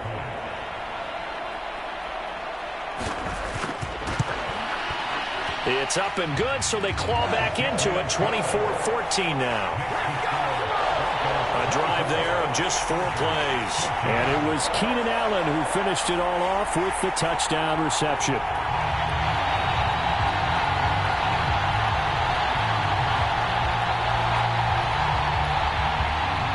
after the touchdown. Cook now to kick this one away. Washington now brings this out. And they'll get him down right around the 25, actually the 26 officially, so a net gain of 1 there. Here's the Denver offense now as they get set to take over here. And Charles, a very uninspired effort. The last time we saw them out there was a quick 3-and-out, and they punted the football. Yeah, and you never want to get stopped so soundly during a series, but what would be even worse now is letting it happen again right here. They've got to get going. Throwing to start the drive, but that one incomplete. So now 2nd and 10 after the incompletion on first down.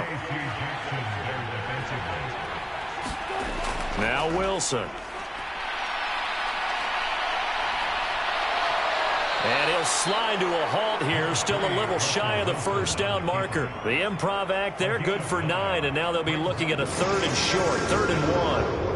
The plan was clearly to challenge them by sending a blitz on 2nd down, but even the extra guys couldn't catch him in the backfield, though. He doesn't scramble for a first, but he does get the last laugh by evading the blitz and getting beyond the line of scrimmage.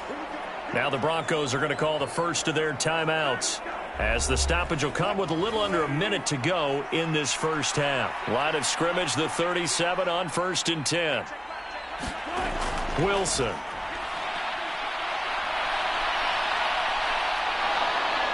And he slips up past the 45 before being tackled. Now the Broncos going to use the 2nd of their timeouts as they get the stoppage with a little over 50 seconds to go in the first half. Now Wilson on first down. Oh, that's into a sea of bodies, and it's intercepted. Picked off by Asante Samuel Jr. Still going inside the 20. And he brings this one back. It's a pick-6 and a Charger TD. Well, they matched their opponent's pick-6 from earlier. Those are some crucial points that may prove pretty consequential as to how this one plays out. And Brandon, I think now we're not just watching how they move around the field, but we're checking their psychology out a little bit, aren't we? Because that defense, they're about to go right back out with all the momentum on their side. That's for the opposing offense. You wonder if there's going to be some hesitation to lean entirely on the passing game to try and mount a counterattack. Fairbairn now to add the extra point.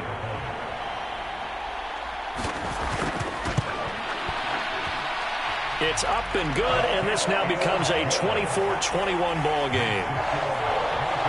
A heck of a play there defensively, getting the interception, navigating his way into the end zone for the touchdown. So they'll get another shot on offense following that pick-6, and now the kick is away.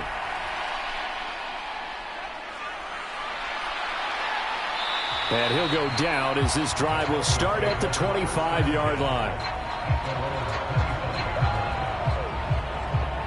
The Broncos going to go on offense now late in this first half.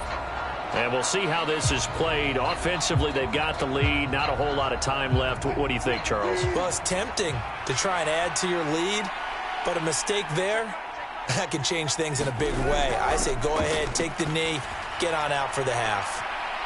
Oh, a leap, and he will make the catch. And he'll be brought down, it looks like right at the 40. It's a gain of 35.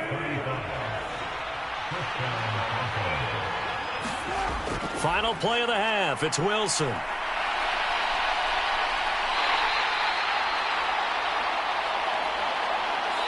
So we've reached halftime in a wild first half. We'll take a minute to catch our breath as we'll send you eastward to Orlando. Standing by with that EA Sports halftime report now is Jonathan Coachman. Take it away, Coach.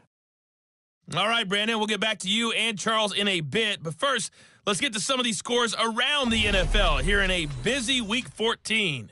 We'll start our tour in the entertainment capital of the world, Las Vegas, Nevada. And it's the Raiders who have the lead in that one. Former #1 overall pick Joe Burrow with a touchdown pass. Next, we head off to check out another game. And it was the visiting Carolina Panthers who were victorious in that one. Bryce Young, 4 touchdown passes in the victory. Lastly, let's get to Pittsburgh to check on the Steelers at home in Acrisure Stadium. And things didn't work out so well as they fall to the visiting New England Patriots. Mac Jones, strong in the victory, as his guys managed to cobble together their third win in an otherwise dismal campaign. In our game has been Russell Wilson, who was dynamic, as usual, in that first half. His guys lead, though by only a field goal. Still anybody's game, as we send it back to Brandon Godden and Charles Davis.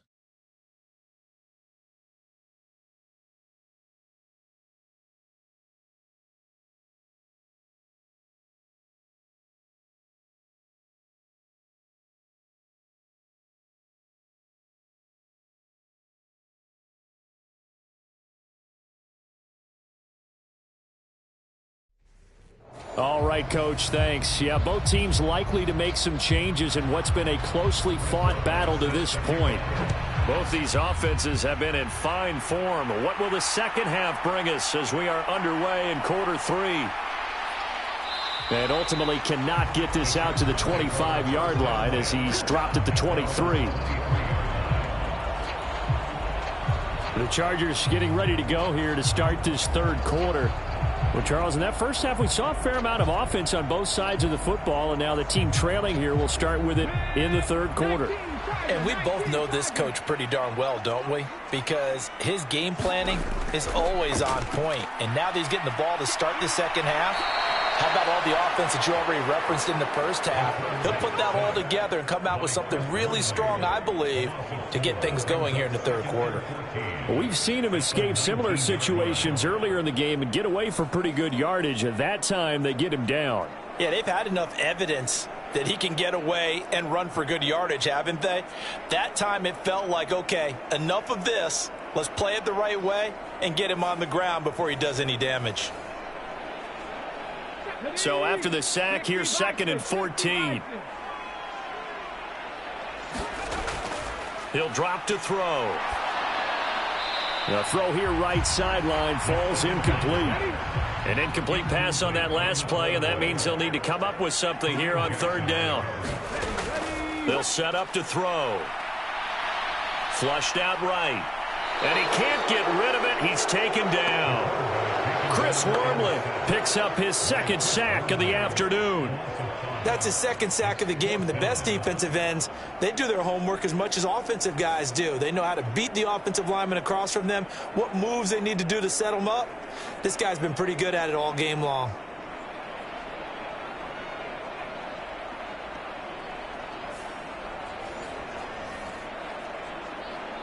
Here's Logan Cook now as he's on to punt for the first time this afternoon.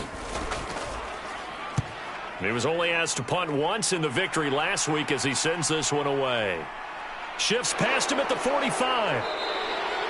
It'll be a 39-yard punt, give him a good 10 yards on the return, and it'll be a short field for the Broncos as they take over 1st and 10.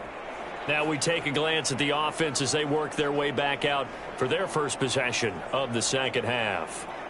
They're rocking and rolling, but the scoreboard doesn't show a big difference.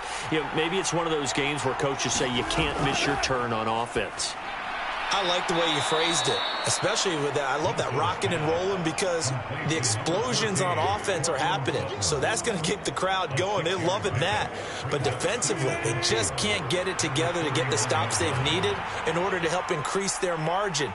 They've got to find a way, but you're not counting on it. That's exactly what you said. Can't miss your turn, can't miss your opportunity. Yeah, they're going for another opportunity now. And this throw incomplete. Now the defender all over him that time, and it's going to lead to third down.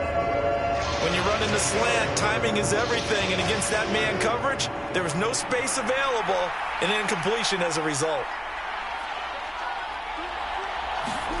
From the gun on third down, Wilson. Pass taken in by his big tight end, and he will have a Broncos first down as he'll be marked down a yard or two past the marker following a gain of 6. As an unbiased observer, I think it would have been interesting to see what they would have done if they hadn't gotten the first down there. But since they did, I guess the point is moot. Yeah, they were right there in that middle ground, field goal range, punt, go for it. But as you said, they picked it up.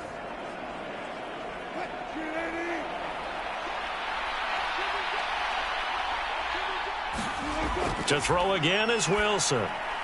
That's complete. It's Greg Dulcich.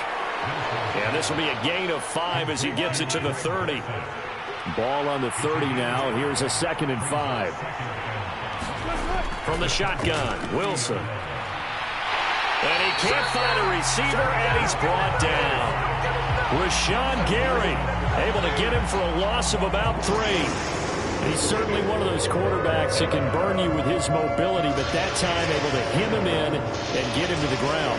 Perfect descriptor right there about how they kept him in the pocket. Excellent job of containment, but they were still able to continue to bring such strong pressure without letting him escape. But how about those guys in the secondary as well? Kept the coverage tight, plastered to the receivers, and left no real options for him to throw it downfield. The 25-yard line is what they need here. This is 3rd down. From the gun, it's Wilson. And he'll protect himself at the end here as he winds up getting pretty decent yardage. Now Brett Maher for the field goal try. He hit his first, now this from 43. Maher able to put this one through, and that will add 3 more to their lead. It pushes it up to 6.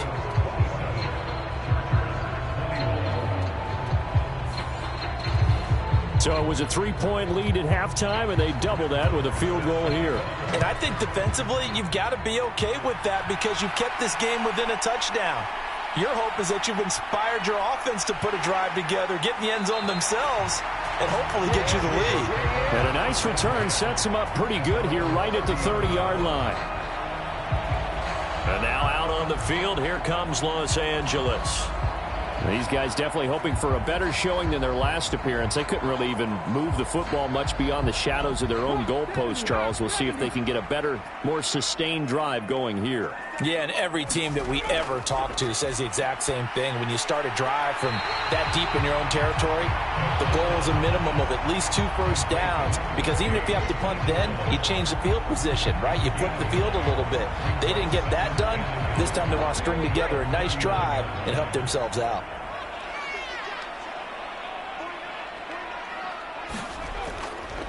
Off the play fake, he'll look to throw. And to the 42-yard line here and brought down there.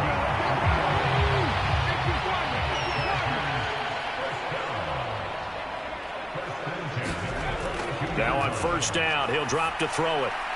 That's caught by his tight end, Gerald Everett. Ball spotted at the 45. Here's 2nd down and 7.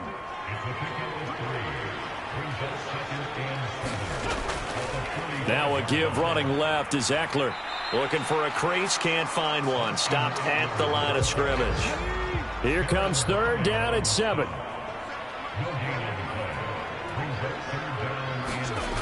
They'll drop to throw. Rifles one, and that's going to be intercepted. Picked off by Justin Simmons. And he returns it into enemy territory down to the 45-yard line. Well, it's not the first time we've seen him give one up here during his rookie season. And in this case, zone coverage forced the mistake. He's made some strides week to week in how he's handling the different type of coverages that he's seeing.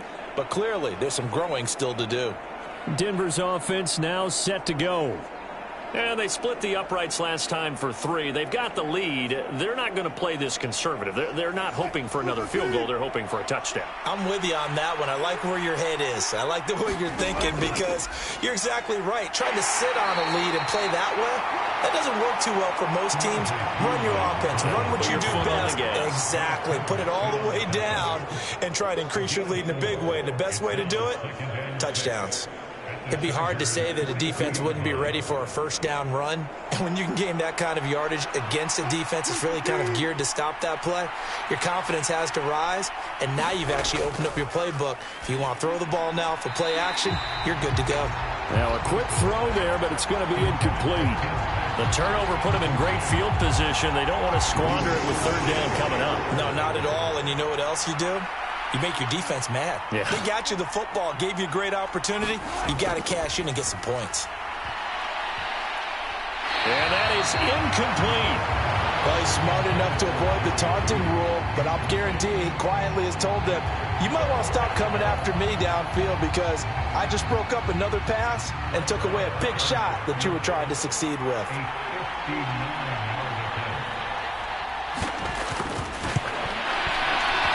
The kick by Maher is good, and that will make this a 9-point lead.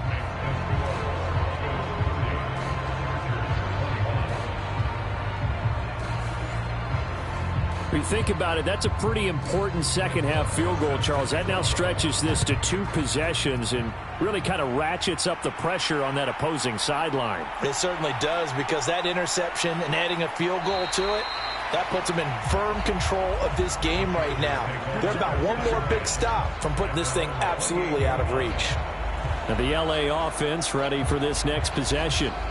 So now, Charles, this drive maybe a touch more important, trying to erase the memory of that interception they had the last time out. Yeah, and everyone goes through this, because even the best in the game, you're going to have games where it just doesn't go right for you and interceptions result. So, frankly, to me, it's all about how you respond, not just the types of plays that you call, but how you carry yourself, how you show your team that you're still with it, and how you continue to lead.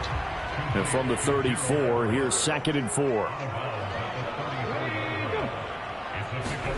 Oh, they're going to run a little pop pass here.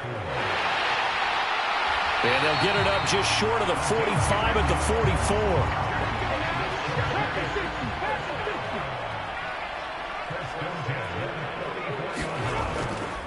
44. On the give, this is Eckler. And he'll take this ahead for about 4. 2nd down coming up.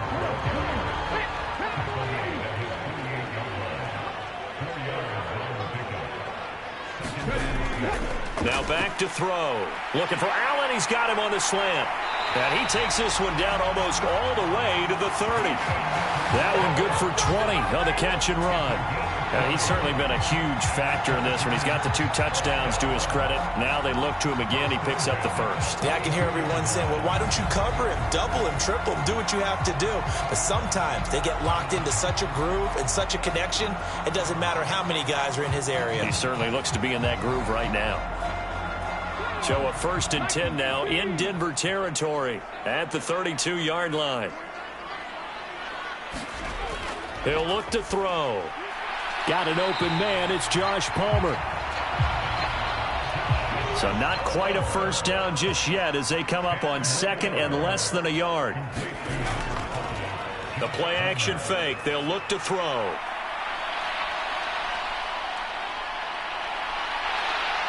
And on this one, he'll get to the 15, right at the 15-yard line. 8 yards that time, able to take off, and the result is a first down. Well, this has certainly turned into a showcase game for what he can do on the ground, because they're just continuing to give him chances to run it, and he's earning every additional carry by putting up positive yardage on each run. Line of scrimmage, the 15. It's 1st and 10. Back to throw. Well, this is caught by Williams. Calling a gain of 3 on the play, and it'll be 2nd down.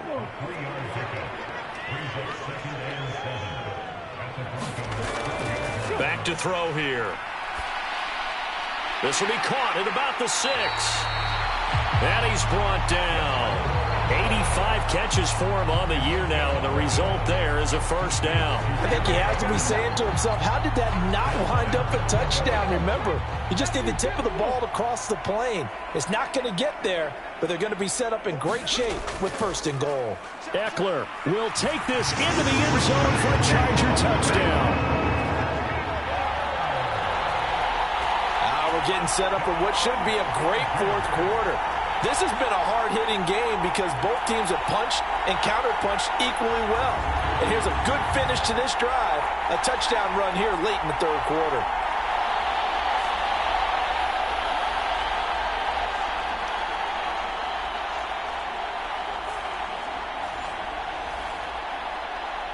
On for the PAT, Kaimi Fairbairn.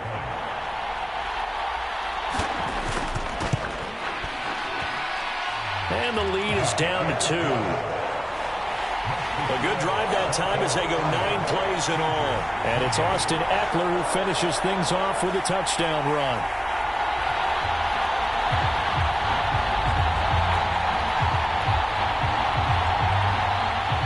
After the touchdown, Cook now to kick this one away. Washington now brings this out. And they'll get him down right around the 25, actually the 26 officially, so a net gain of 1 there. Set to take over, the Broncos offense trots back out. Still enjoying the lead here in the third quarter despite their defense giving up that last touchdown. Now they'll see if they can get the equalizer here on this drive. Wilson and the Broncos now with a 1st and 10 at their own 26. Throwing to start the drive. Wilson. And this turns into a nice gain with a slide at the end. That one a broken play, but it ends up being a good play. The scramble goes for 20. This is where the NFL is headed year by year, partner. A league where just about everyone has someone under center who can get you with their legs as well as their arm. And we've certainly had a nice display of that from both QBs in this game. And that continued with that first down run. A big hitter to start the drive has him up near midfield here for 1st and 10. Throwing is Wilson. Short throw caught by Dulcich. So give him 5 yards there on the pitch and catch, and it's 2nd down. And they're not going to get to the line to run another play. So we will switch ends as the third quarter has come to a close. We'll return with more after this break. You're watching the NFL on EA Sports. Ball right on the 50-yard line. Here's 2nd and 5. From midfield now, here's Wilson. Sutton reeling it in on the left side. And he'll be taken down at the 44-yard line. A couple of veterans, Wilson to Sutton there for the Bronco first.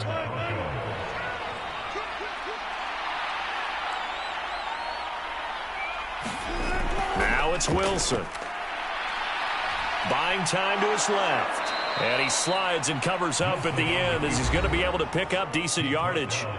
Nice work to get 7 out of that, and it's 2nd down.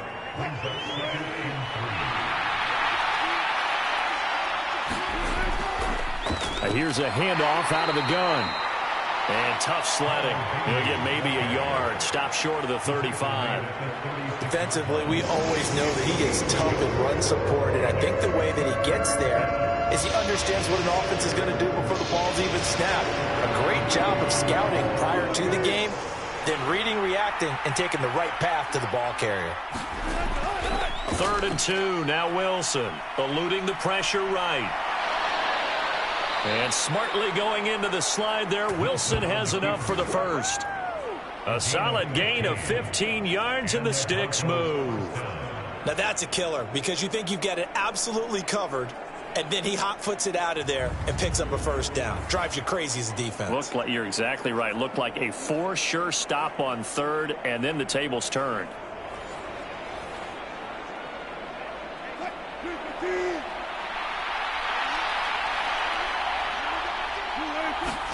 From the red zone now, here's Wilson on 1st down. That one tipped, and it's incomplete. But good hands there defensively. That's 2nd down. The coverage keyed in on him since that last completion his way. He earned a little more attention on that route, and that made it a lot tougher to get a clean throw his way. After the incompletion, here's 2nd and 10 from the 20. To throw is Wilson. Finding his big receiver, Patrick, over the middle. And the Broncos are going to be set up with a 1st and goal here as the tackle made at the 9.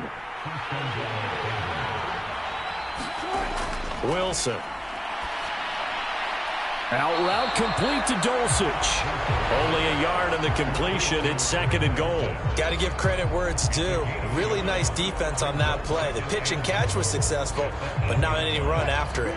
This drive's taken more than 3 minutes off the clock already as they come up on 2nd down. And they'll send Judy in motion left. Now a fake on the jet sweep, and they'll instead run up the middle. And he'll be stopped just outside the 5 at the 6. A lot of tired bodies on that field, but this is a big play, 3rd and goal. Here's Wilson to throw. To the goal line, but it's incomplete. So here we go. Maybe the biggest kick of the game forthcoming. This to at least make it a 5-point cushion. The kick by Marr is good. And high fives for that one as that drive ends in 3.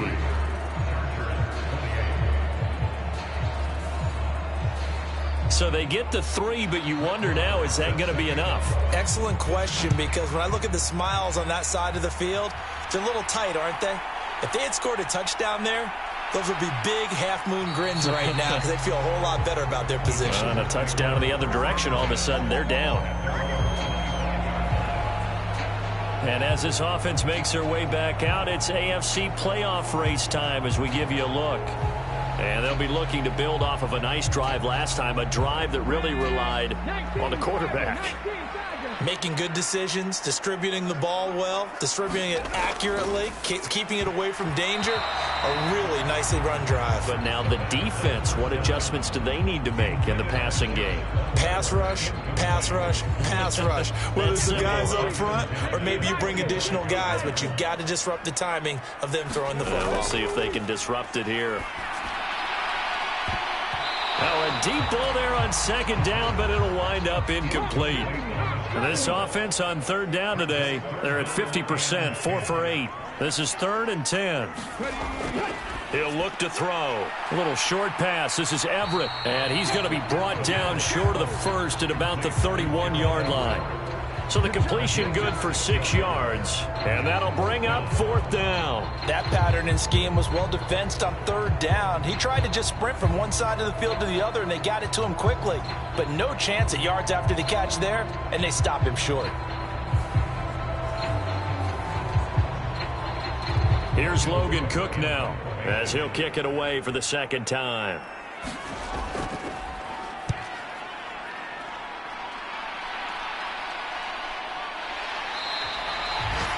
So possession goes over here on the punt. And the Broncos take over. 1st down and 10. And Denver getting set to take the field. They have the lead, obviously, late in the game. I guess the good news for them is if for some reason they would make a mistake, a field goal does the opposition no good. Everyone loves to have a little bit of a cushion, and that helps you immeasurably. But the bottom line is do all the things that you're taught in order to close out the game. Don't even let that become an issue. Yeah, but still a one-possession game. This one not fully over yet. Over the middle, complete to Judy. 9 yards, not quite enough, and they'll be left now with 3rd and 1. Trying for it with Pirine. And the second wave of tacklers is going to get him as they stop him behind the line. A loss of a yard, and it brings up 4th. With his size, it often takes more than one guy to get him down, but if you can at least slow him up and the reinforcements arrive, you have a chance to get him on the ground, and that they did that time for a loss.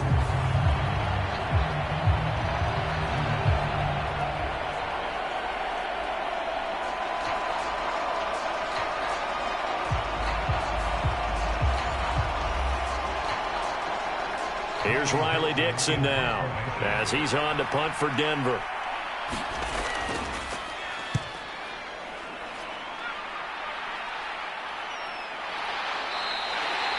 A 40-yard punt, no return.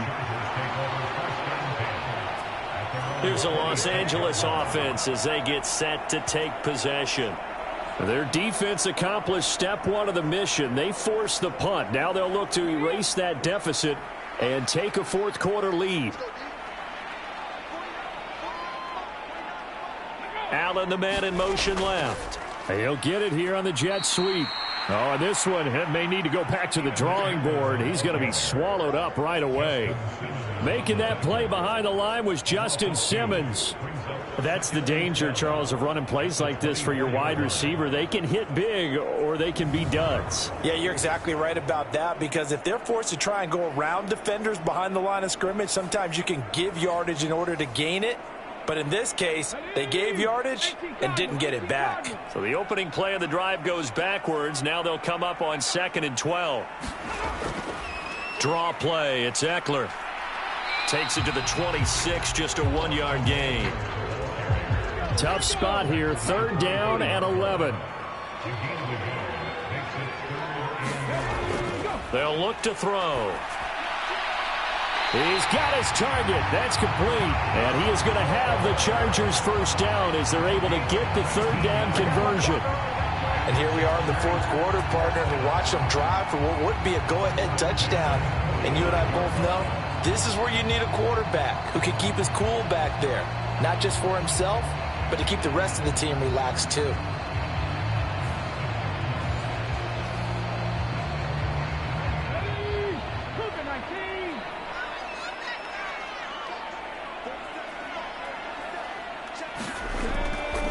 first down. He'll drop to throw. And he fires one incomplete. Now a 2nd and 10. They're going to look to throw. A little short pass. This is Everett. They get 7 out of that, so they're left with a 3rd and 3.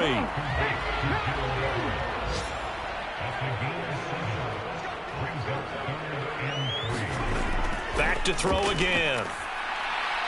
And that's going to be incomplete. The contact there enough to jar that ball free, and it brings up 4th down. Cook now on to punt as he gets this one away. And this will do the job nicely, as that'll be out of bounds just inside the 10-yard line. The field position game, such an overlooked facet, Charles, of an NFL game, but this offense, they're going to be pinned back. What an ideal punt. An ideal punt, and it leads to that term complementary football, because them doing that puts their defense in a great spot, doesn't it? Gives them a chance. If they want to be aggressive, try and maybe get a safety out of this whole thing, it puts them in that position. On 1st and 10, it's Wilson. And he's going to lose a yard or two. Taken down behind the line. Buried by multiple defenders on the drive's first play. And, of course, that's not an easy man to sack. You know how elusive he can be trying to get outside of the pocket. That was a great play on the defensive side. And I wonder what was going through his mind, because he didn't seem as committed to using his legs to pick up yardage. He wanted to keep that play alive, so either take off and go or throw it away. But he held on to the football and ended up getting sacked. Clock continuing to run. They'll probably wind this all the way before snapping it on 2nd down. Wilson hit. It's loose. It's out. Fumble. And picked up by the Chargers. And they'll have great field position here, as the ball will be at the 15-yard line. Well, partner, here's where team football gets tested a little bit, because I know the defensive guys were over there chilling on the sidelines, and all of a sudden they heard the sudden change call, because that fumble puts them right back on the field, and they've got to go out and finish the game now themselves. Absolutely. Nursing that slim lead here in the 4th, a costly turnover. They'll come out throwing here to start the drive. Give him a gain of 5 on the completion, and it's 2nd down.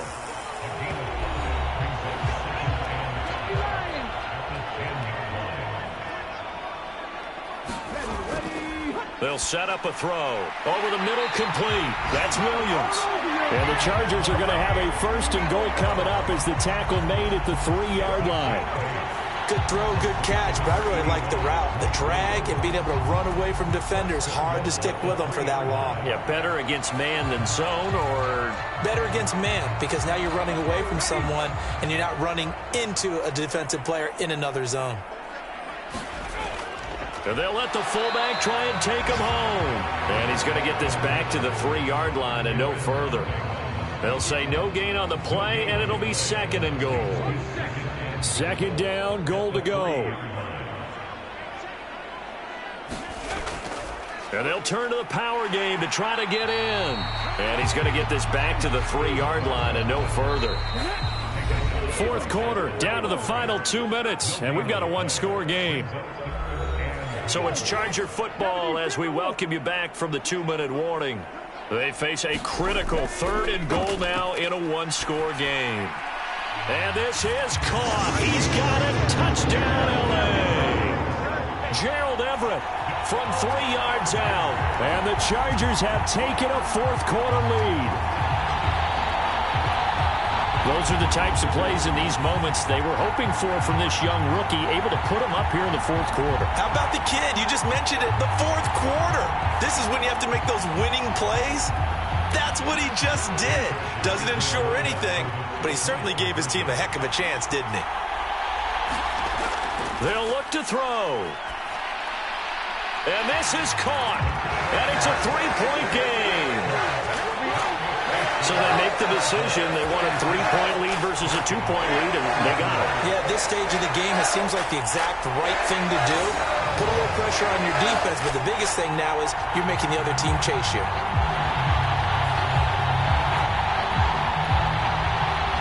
After the touchdown, Cook now to kick this one away.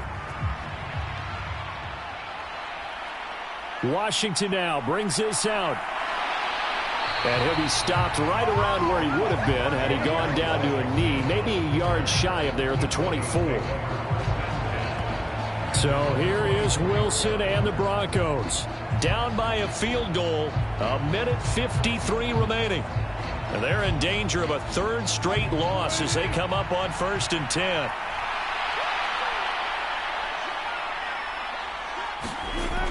Now Wilson rolling to his left. He'll be brought down on the 30-yard line after a gain of 6. Now 2nd and 4. Throwing now is Wilson. And they'll get it up just short of the 45 at the 44. Plenty of time. All 3 timeouts still remain. Here's 1st and 10 now. And this will be incomplete. Physical play on the football there, and it's 2nd down. Limited time left on the clock after that incompletion, so I think both sides are going to savor every second to prepare before the next snap.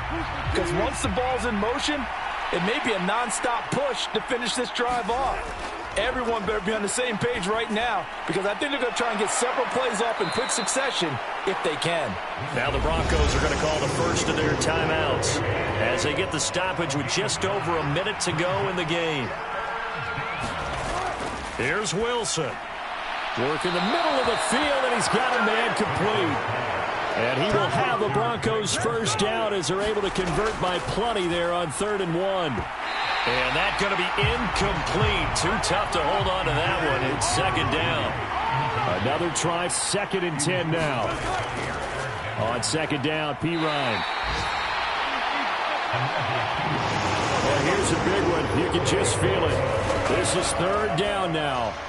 Able to find the open man. That's complete.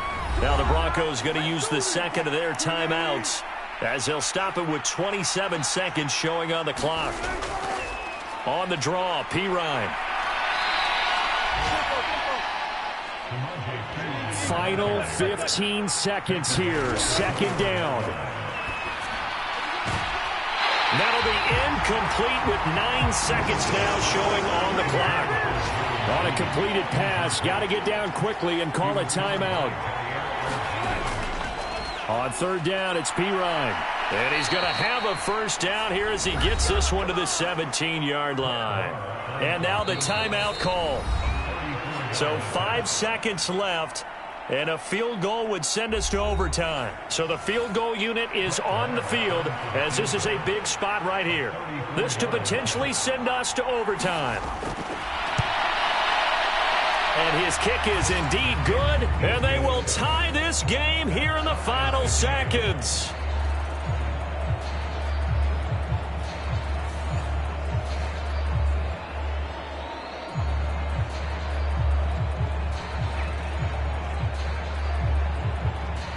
So a money kick there in the final seconds, and now, barring any hijinks on the kickoff here, partner, I think you and I, we're going to settle in for a little overtime. And I wouldn't have it any other way. This has been a dogfight all through regulation. No reason to think it won't continue in the extra period. The Charger drive about to get going. They, of course, tie game, would like to avoid overtime if they could. And a lot of people would go ahead and play it safe here and get to overtime and try and win it there. But, you know, sitting up here in the booth, take some gambles. I say let's go for this thing, try and push it, and maybe catch the defense back on their heels a bit. See if they do that. And here in overtime, if the team that receives the ball scores a touchdown, it's over. If they don't, we can still have some more football. That's exactly right. If they go down and kick a field goal, the other team gets a possession to either match it or score a touchdown to win the ball game. If both teams kick field goals, the next team to score wins. But if the receiving team throws a pick six or fumbles the ball and it gets picked up by the defense and they score, the game is over at that point. On the return, it's Washington. And he'll take it up past the 25 to the 26-yard line.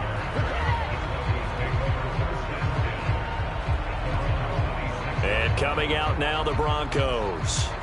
And everyone knows the OT rules, Charles, but pretty simple formula. They go down and get a field goal, we continue play, but if they can find the end zone on this possession, ball game over. And as meticulously as all teams plan for a game, I don't doubt for a second on that offense coordinator's play sheet, he's got some overtime plays that he wants to run. I know it sounds crazy, but they plan for everything. 1st and 10 all the way throughout the game, 2nd and 7, whatever. Right now, he's looking at that play sheet saying, if we get to overtime, what can we break out that they haven't seen? These are running back numbers that he's accumulating right now. Received double-digit carries and has rewarded them by breaking the century mark in rushing, in addition to what he's done through the air. Definitely MVP caliber football we're witnessing. First throw in overtime now for Wilson. And he's tackled a yard short of the marker. Good gain of 9 on 1st down. Nothing fancy on 1st down, but a very consistent type of a play. Hit that slant. A lot of people call it an extension of the running game, and it can be if that pass is completed, because you hit a guy on the run like that, you often can go for big yardage. Sets him up nicely for 2nd down, staying ahead of schedule. So from Charger territory now, here's a 1st and 10 at the 48-yard line. They'll run again with Pirine, and he is going to lose yardage here. Officially, it's a 1-yard loss. That's going to bring up 2nd and 11. With his size, he's a tough man to bring down, but they do a nice job there stopping his progress and not allowing him to get back to the line of scrimmage.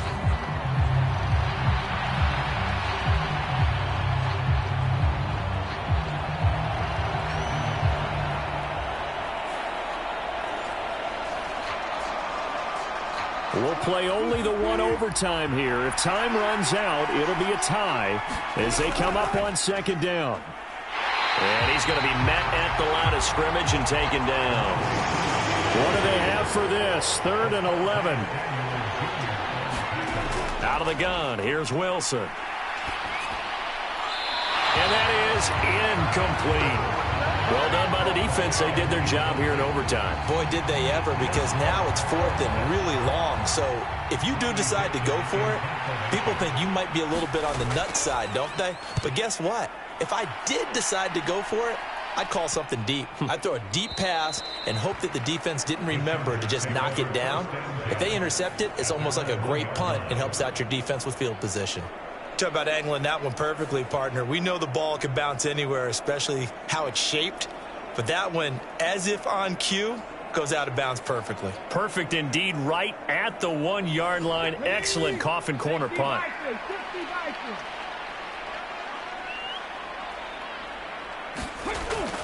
Here's Eckler to begin the drive. And he can only manage to get a couple. 2nd and 8 coming up.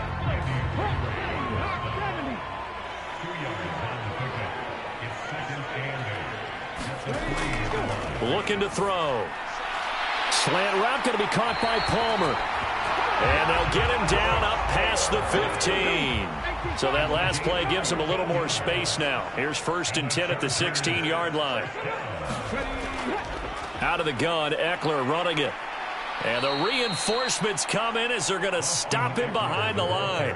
He'll lose a yard there, and it's 2nd and 11. He stayed afloat for a second there after the first wave of contact, but that was going nowhere. Yeah, what did he tell us in pregame? I just don't want to get my feet stopped initially when I'm trying to make a run. That's exactly what happened there. Unfortunately, as you noted, got away a little bit from the first one, but the wave swarmed him under. Next score wins, but remember, this will be a tie if the period ends with no scoring as they work on 2nd down. The throw over the middle taken in. It'll be a gain of 5. And now 3rd down and 6 to go.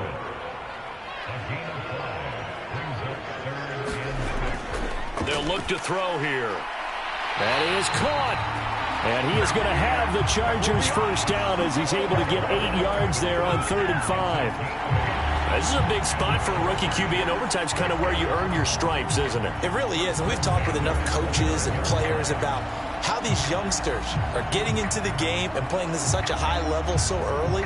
But overtime, that's an entirely different animal, and he's handling it well. Yeah, starting to put together a nice drive.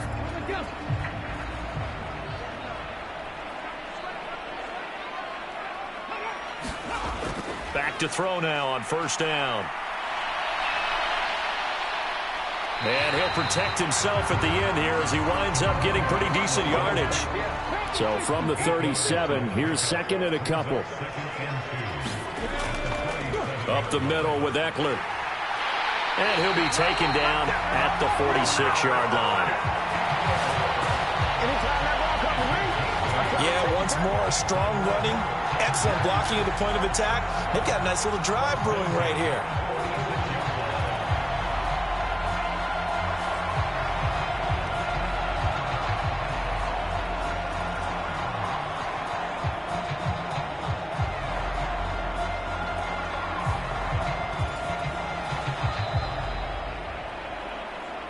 Two minutes left in this overtime session, and still all tied.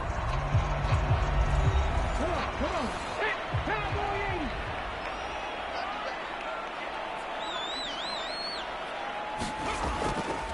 80. They go play action here on first down. And the ball is knocked out. It's picked up by the Broncos. And they'll start out with great field position at the 47-yard line in enemy territory. And a costly, costly mistake. Coaches talk so much about ball security, and in overtime, so paramount. Partner, do you ever wonder if maybe they talk about it too much? Too much, yeah. Doesn't seem like you can, but maybe by discussing it time and time again, and you know they overemphasized it here, it almost became self-fulfilling. And any points beat them here. Field goal or a touchdown now. Hands it off out of the gun. And not a whole lot of room to operate there on the first down run. He gets maybe 3. Here's 2nd and 7. Up the middle, here's Pirine. Gets by him, and now a little daylight. And brought down, but able to get it to their 30-yard line. Now a timeout called for by the defense. They'll be left with just one remaining here at OT.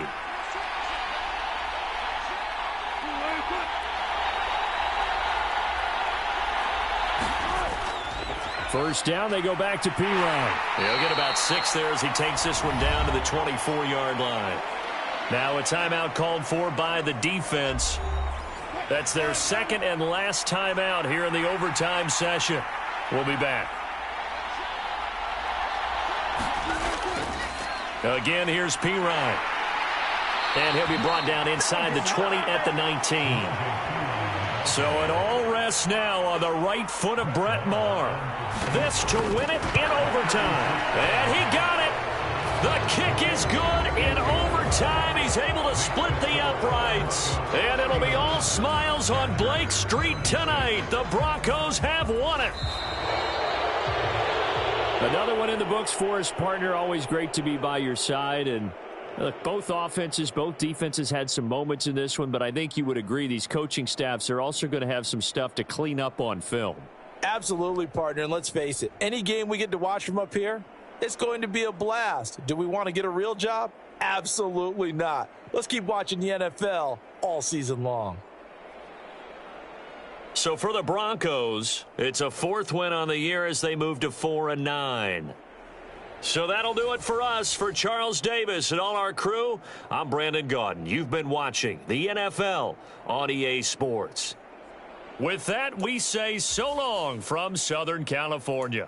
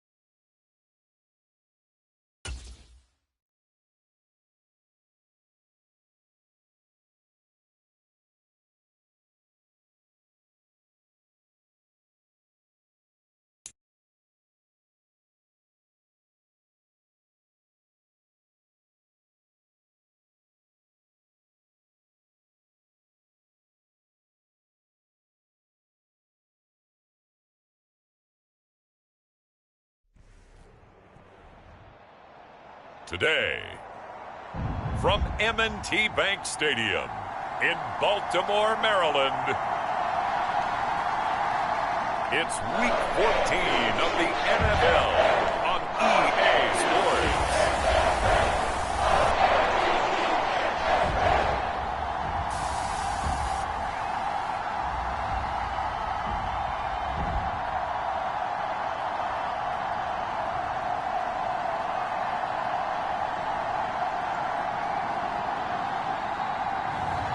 Daniel Jones and the Baltimore Ravens versus Matthew Stafford and the Los Angeles Rams.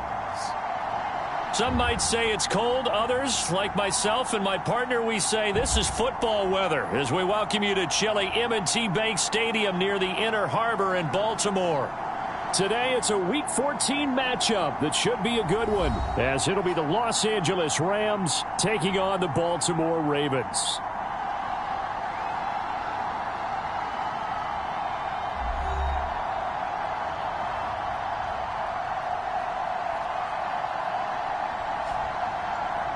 Alongside Charles Davis, I'm Brandon Gaudin. And, Charles, you look at this Raven team as they get ready here.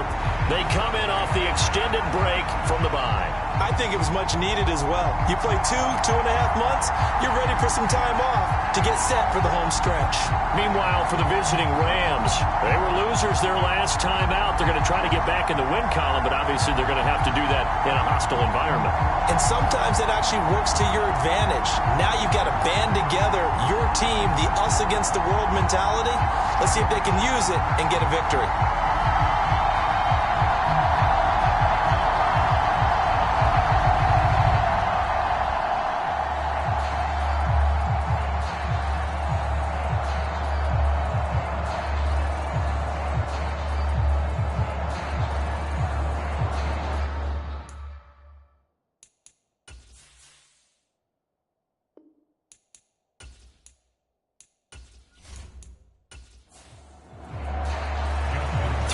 Of the NFL season are complete. What lurks in our final month? We're underway in Week 14. And here comes a return from just beyond the goal line. And he'll wind up getting a couple extra yards here for his trouble and bringing it out of the end zone as he's down at the 27. So here are the Rams set to go to work on offense. And they're led by a man who topped the 50,000-yard mark in passing for his career a season ago. In year 15 now, here's Matthew Stafford. And he's got to be feeling pretty good about his individual performance from last week's game. I mean, he did throw 4 touchdown passes, so he's in sync with his receivers, and they're very confident. Did have 1 interception. Yeah, the 1 pick. And they lost. Yeah, so no matter how many touchdowns he threw, if it comes in a loss, he's not going to be satisfied. 5 yards on the game's first play, second down. Well, this defense for the Ravens, they were very solid last week in the victory over Baltimore. Yeah, what stood out to me on tape, the way they were flying to the football. So that tells me that they've got all their assignments down, and they're playing with extreme confidence.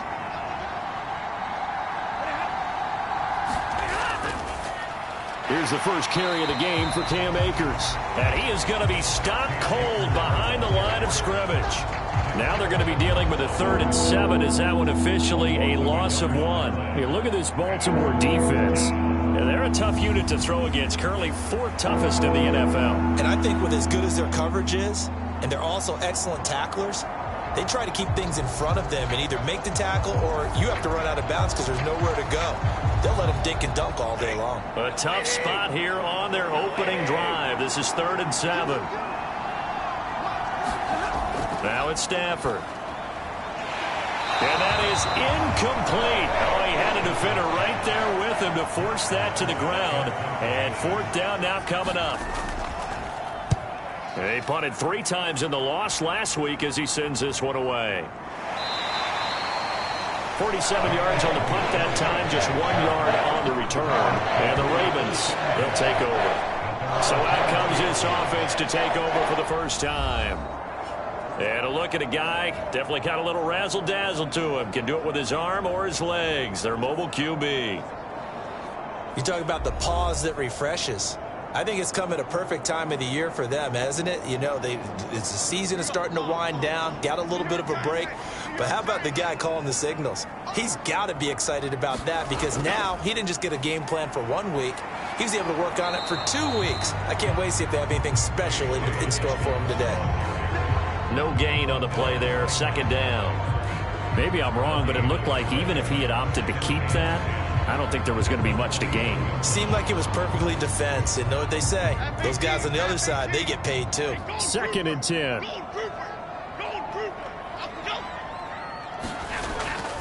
Another run here with Dobbins. And the second wave of tacklers is going to get him as they stop him behind the line.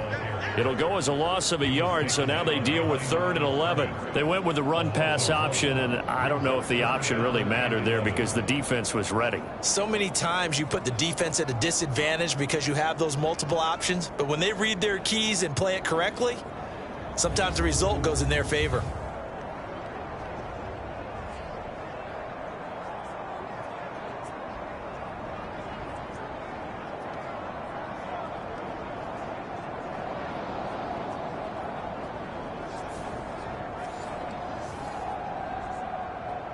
Backed up here, tough spot, needing 11 yards to pick up the first. Throwing, Jones. Open man is Bateman, it's complete. And he will have a Ravens first down as they're able to get the 3rd down conversion. Well, that certainly has to feel good. It's not all the time that the play caller should get all the credit. Sometimes I think in the huddle, the quarterback just says, hey, who's going to make a play for me? I just need something right here. And the end result there, nice first down. Drive keeps moving. Ball up to the 35 now as they come up on 1st and 10. Now Jones. And the Rams got him. They bring him down. Bobby Brown forced his way through, drops him for a loss of 10 yards. But defensively on the previous play, they gave up a pretty good chunk of yardage, but right there, they got a good portion of it right back. And if we just flip it around from the offensive perspective, took a nice step forward, and how about a couple of leaps backwards after that play? They've got to figure out a big call coming up here to try and gain that yardage back. And the job becomes twice as difficult now after the sack. It's 2nd and 20. Now a shotgun snap as they'll look to throw. He'll swing this out to Dobbins. And he's upended after a gain of 2 out to the 27.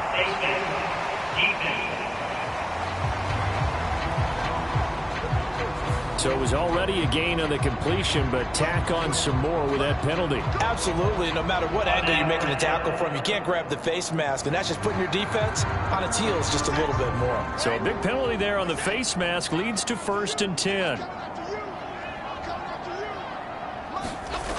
Looking to throw. Jones.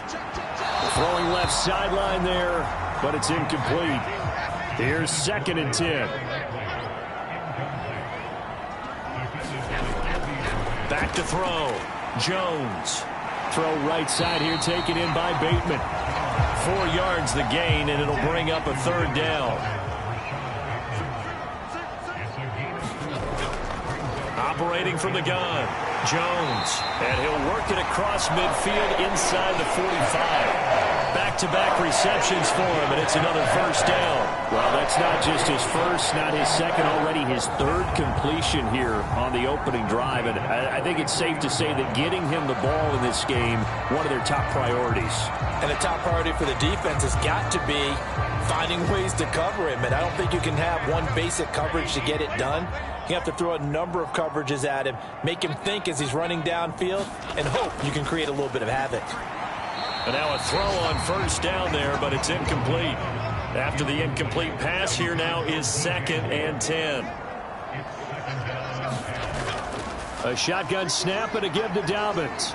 And the stop here will come at the 38-yard line. They'll come up facing 3rd and 5.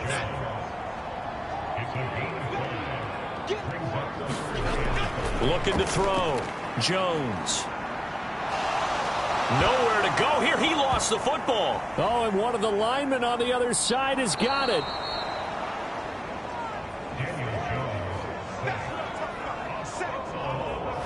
Points 1, 2, and 3 in their defensive game plan was to get to the quarterback and knock the ball free. They did it there. Luckily, offense hangs on to it. Yeah, that's got to serve as a wake-up call, though, because they can't afford to let the ball go over to the defense and miss opportunities. And I'm not saying it happened here, but you know what a good rule of thumb is when a play like that occurs? You know who usually recovers it?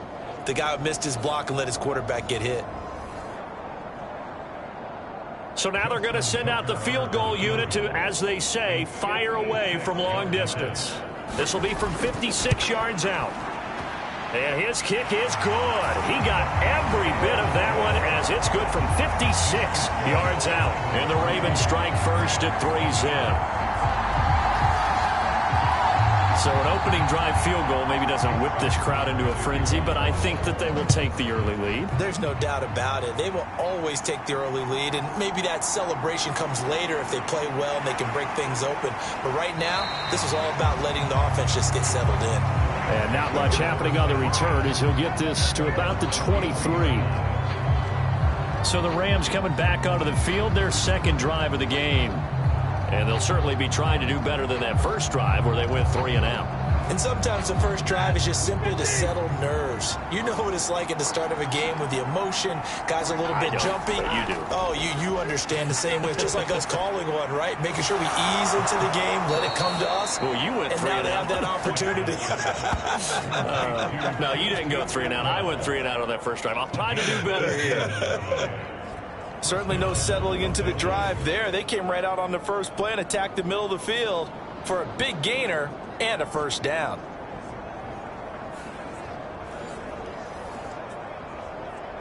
One play has him up past the 40 already, and another 1st and 10. Stafford going to give this to Akers. And they get to him after a gain of 6 to the 46. From the 46, here's a 2nd and 4. Back to throw, Stafford. That's out to the flat for Akers. And just 3 yards on the catch there. He couldn't get away. And that will bring up 3rd and 1. Now Stafford. Man open, it's Kupp. He's got it. And he is going to have a Rams first down. It's a gain of 6 that time on 3rd and 2. Solid catch there for a man who's been so brilliant this year. Worth pointing out, as we were talking about earlier, there has never in the 60-year history of the award been a pass catcher, tight end or wide receiver that has taken home the MVP trophy. And the best receivers I've talked with, they know that stat, and it drives them crazy because they understand that without a quarterback, they don't make the plays that they make. They also don't feel like they get enough credit for bailing out some of the throws the quarterbacks make. Absolutely. Takes 2 to tango. Blitz coming, and down he goes. Montez Sweat, the man that time to fight in and drop him. He found his way into the backfield, and he simply would not be denied. Well, they say that life's all about opportunities, and that holds true when you're playing defense as well. How about him seeing that chance, making the most of it, did a great job of wrapping him up and bringing him down.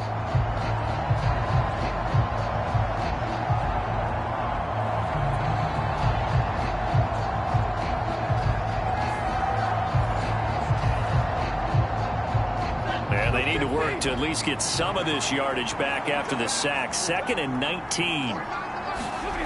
Stafford. They'll get this one to Kupp, complete. And able to break one tackle, but then quickly brought down. But a nice little gain. So the assignment, a tough one here for this defense. You've got a quarterback ranked in the top 5 in passing yards. What do they need to do to try to keep him under wraps? Well, they didn't sleep a whole lot getting ready for this one. I can guarantee you there's just so much to combat. I think they're going to zero in on taking away his top target. Double, triple if they have to. Make the other guys rise up and try and beat them. They'll feel a whole lot better if those guys win in the routes instead of their number 1 guy. Brandon, we saw these defenders flying to the football in their win last week, and nothing has changed. They're still moving around quickly and forcing incompletions. And he'll get this away into the icy winter air. No returning this one. It sails out of bounds, and they'll spot it 20.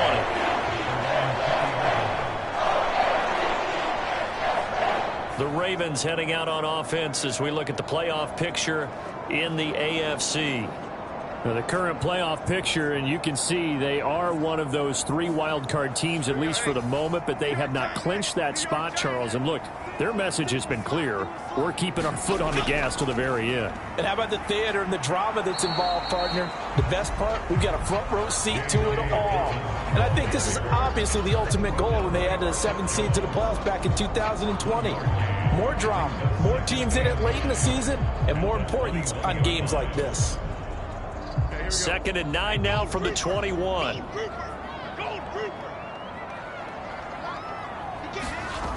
Operating from the gun, Jones. He finds the rookie, Zay Flowers.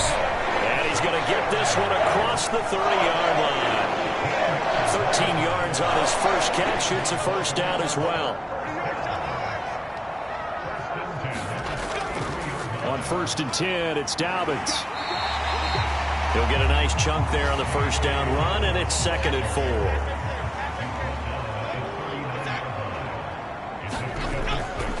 They'll go again with Dobbins. And he'll be taken down at the 46-yard line. 7 yards there and a first down. The Ravens sit 8-4 now in the year, and they come in off the extended break from the bye. And I think it was much needed as well because you play 2.5 months. You know you're ready for some time off in order to get prepared for the home stretch. In fact, when they looked at the schedule to start the season, I think they liked where their open week fell. The Raven passing game getting in sync, another first down. Oh, I like that play call there. After a run for good yardage, you get a defense thinking they'll go back to the well. So that's a great time to call play action and give your receivers a little extra edge. And they complete the pass there for another first down. So from Rams territory now, it's 1st and 10 at the 36. Back to throw. Jones. And that is incomplete. Oh, the coverage a little too good there, and it's 2nd down. Off play action. Jones. And I think that one might have been intercepted, but he will be ruled out of bounds. So this will go only as incomplete. He was looking for his tight end, Mark Andrews, there. And that'll make it 3rd down. You talk about this Rams defense. They enter this one down in the 26th position in the NFL against the run. And this group talks all the time about wanting to be better, getting stronger against the run. And to me, it all starts up front. You've got to win the line of scrimmage in order to play against the run very well. And this is going to be another first down as the tackle's going to be made at the Rams 21. 3-0 after 1 on EA Sports.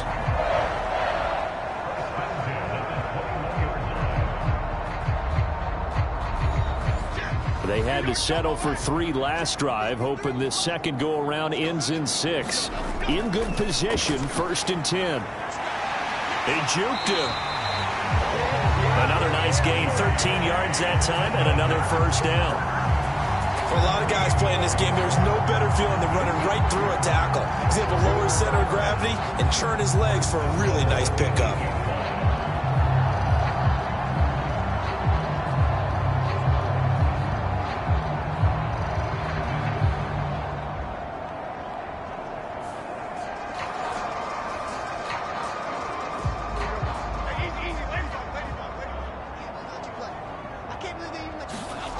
Looking to throw. Jones. Nowhere to go here. He lost the football. And now the Rams have got it. Going the other way. And his guys will take over at the 25-yard line. The pocket collapsed around him. I know we talk about it a lot, but a QB has to have that sixth sense, doesn't he? He really does. And I know of one team at one point was training their quarterback with that time frame, and anytime he didn't get rid of the ball within the right amount of time, they would blow a horn or blow a whistle to show him this is what that time is, just what you're talking about, training him to understand this is the amount you have, make sure the ball's gone. Didn't happen in this case. They'll begin on the ground with Akers. And forget about finding a lane. He barely had time to look up before he was planted in the backfield. David Ajabo, credit him there. He fired across the line and planted him for a loss on the play. Yeah, another negative play in an early down situation. This one to start the drive. You're putting a lot of pressure on your quarterback to bail you out when you're in second and long yardage.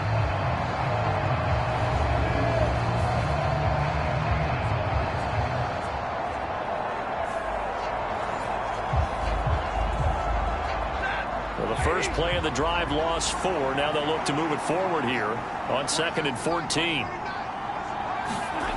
Stafford.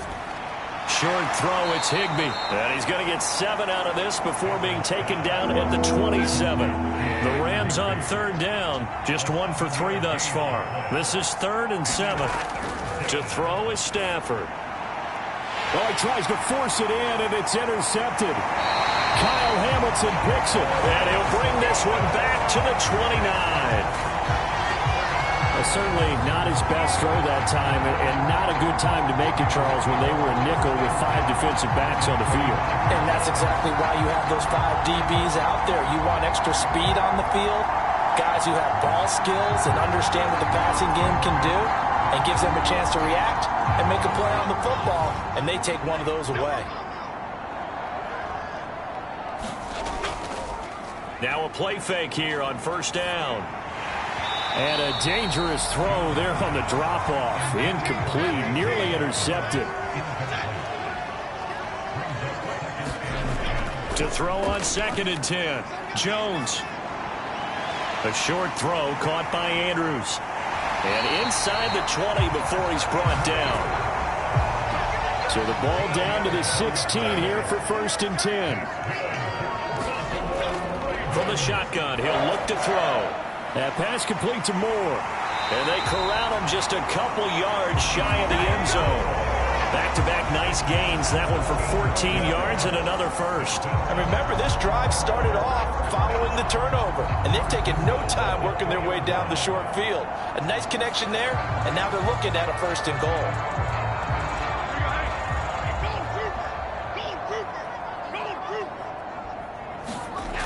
Again, he'll drop to throw.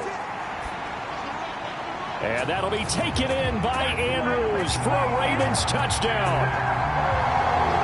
A great play there. His 4th touchdown on the year. And they're able to add on to their advantage. What a great weapon. So often, such a big mismatch. And there's no route he can't run. You name it, he's going to do it. And he's a matchup nightmare for the defense. No matter who they put on him, he's going to win the battle. Justin Tucker for the extra point. It's up and good, and that'll increase their lead to 10-zip. So that drive, 4 plays. And it's Mark Andrews who finishes things off with a touchdown reception.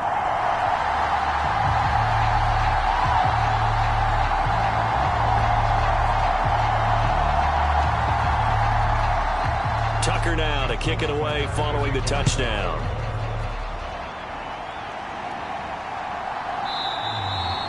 And he'll just sit on this one as their drive will start at the 25. The offense for Los Angeles returns to the field. And we'll see if they can bounce back from that last drive. In particular, if they can bounce back at the quarterback position, Charles, after throwing their first interception of the ball game. Yeah, and some guys, you know they're going to want to try and get a big play right away and take control back. Others, they're going to look to hit a couple shorter passes, get a little momentum back that way. But for the defense, that goal's not changing a bit. They want another pick. You're exactly right about that. In fact, you got to watch them a little bit because in coverage, they may cut down their gaps a little bit, maybe their splits a little bit in order to try and get to the ball even faster. And this may be the one to build on right here. It's the second quarter. They've got nothing on the scoreboard as of yet. They need to put something together, and this is a good start as they get the completion there for good yardage and a 1st down.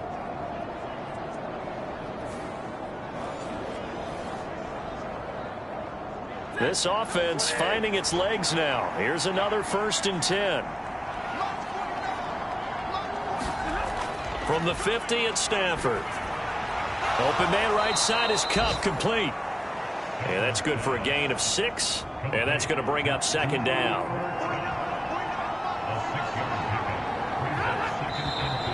Now whistles and a flag down. I think one of the Rams linemen might have moved. The false start hurts him there a bit. Backs him up to 2nd and 9. Here's Stafford. A quick throw there is incomplete. After an incomplete pass on 2nd down, that'll leave him trying to convert on 3rd and 9. Throwing is Stafford. This one brought in by Jefferson. And he's going to be taken down with the 1st down at the Ravens' 38-yard line. A nice pickup of 10 means that this drive will stay on track. Yeah, these are the types of plays they're going to need to hit on if they're going to get back into this game. It hasn't been the greatest of first halves, but this is a nice throw here on 3rd down, and they keep the drive going. So here's a 1st and 10 at the 38.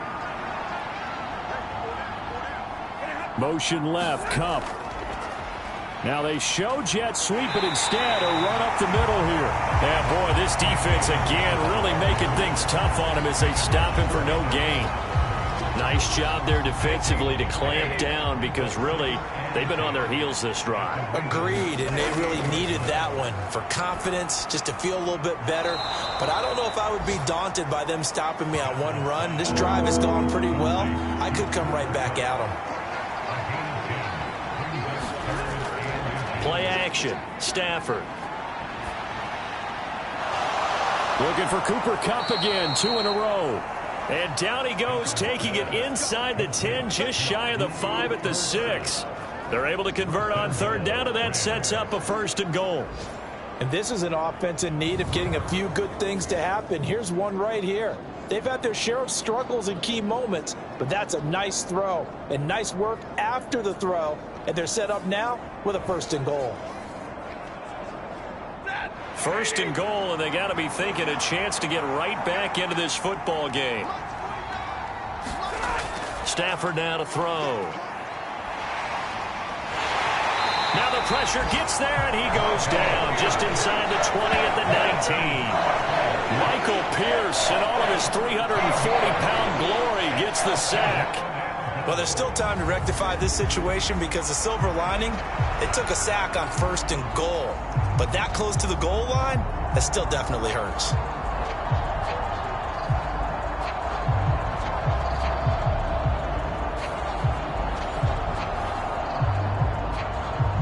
First down, a bit of a disaster, and now on 2nd and goal, back even further. A give up the middle to Akers. And he'll get this one down to about the 17. This has been a long drive. You got to figure a field goal would be a letdown. Can they convert now on 3rd and goal? They'll set up the screen. This is Williams. 3 yards, all they could muster there, and it'll bring up 4th down. Good reactions there defensively. That screen was a little slow in developing, and they shut that one down with little gain.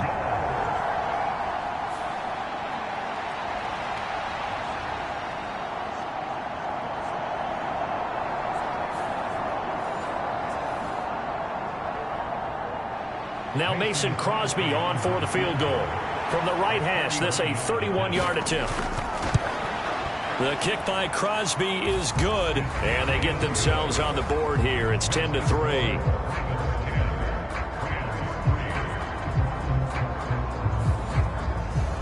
So the 3 points there, and CD, that helps them inch a bit closer. Yeah, partner, when you're losing, any points you see go on the board in your favor, you're happy to take them. On the return, Devin Duvernay. And out a little across the 25 to the 27.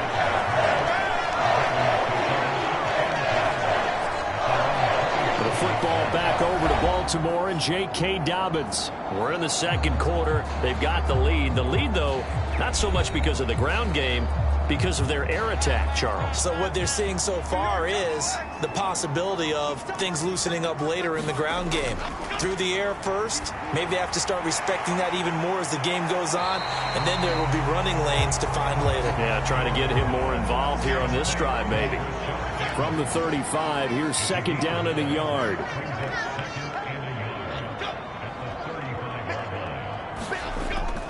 They'll run up the gut with Dobbins. And this defense not giving him anything there. Maybe a yard up to the 36. The offense on third down tonight, they've been good. 3 for 4 thus far. They're looking at third and a few inches. They'll try to run for it with Dobbins. And he's going to have a Ravens first down as he's able to get this up past the 40. Well, it wasn't a goal line situation, but how about the goal line formation on third and short? They went in and went heavy.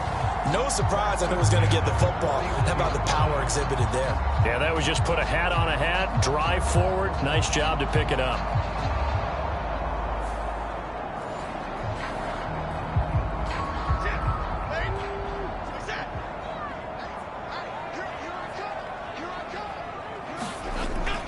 A give up the middle to Dobbins. And he'll get this out past the 45 to the 47. They don't need to run another play here before the 2-minute warning. Let's see if they do it anyway. Now they'll switch it up here and look to throw. And taking it across midfield and just shy of the 40. 12 yards to pick up there. Good for a Raven first. Our score 10-3 with 2 minutes remaining in quarter number 2.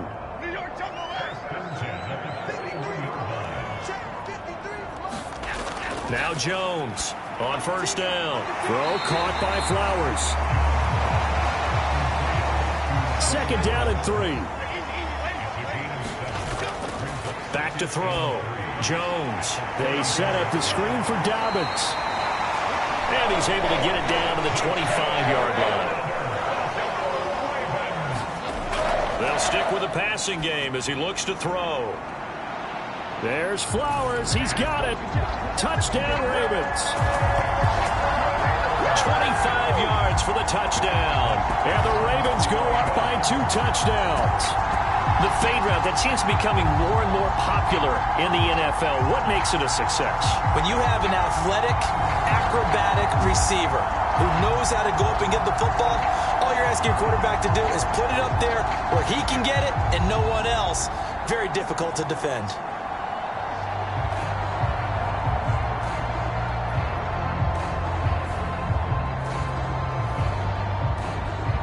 Tucker now for the extra point.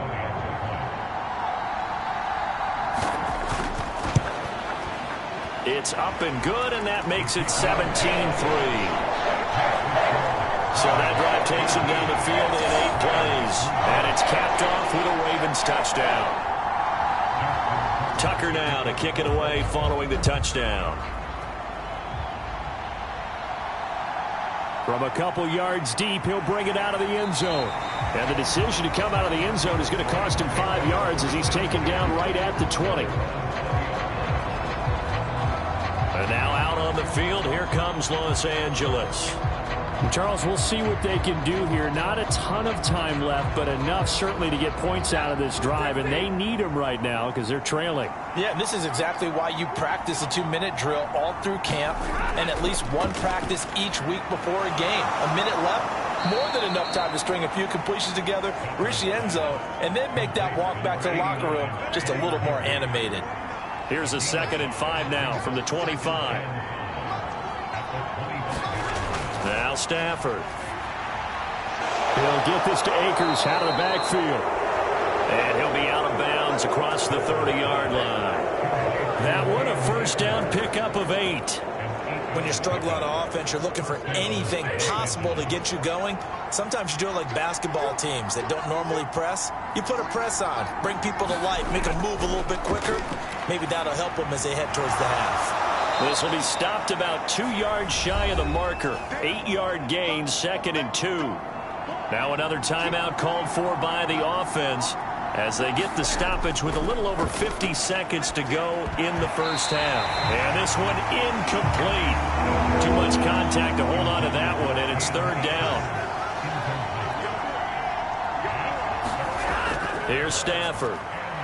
He's got his target. That's complete. And he is going to have a Rams first down as they get 5 there on 3rd and 2. A shotgun snap for Stafford.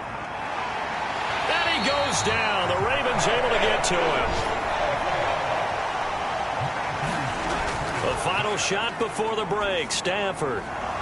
Looking underneath, he's got Akers. So we have come to halftime in what's already a 2-touchdown game. As we'll send you down the coast now to Orlando, that's where we find Jonathan Coachman, ready with our EA Sports Halftime Report. Coach.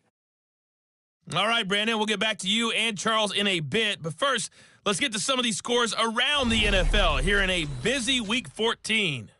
We'll get started up at Cleveland Browns Stadium in Cleveland. And it's the Browns who are out on top. Aaron Rodgers has thrown a touchdown pass. From there, we're off to check out another game.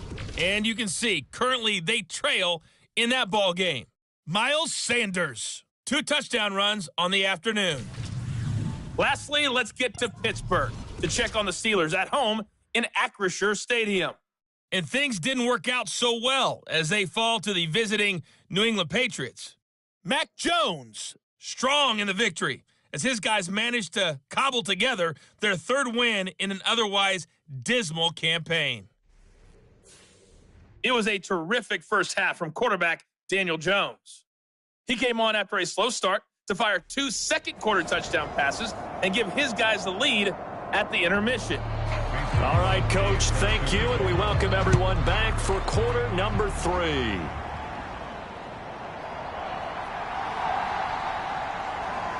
And a decent return out to the 27-yard line.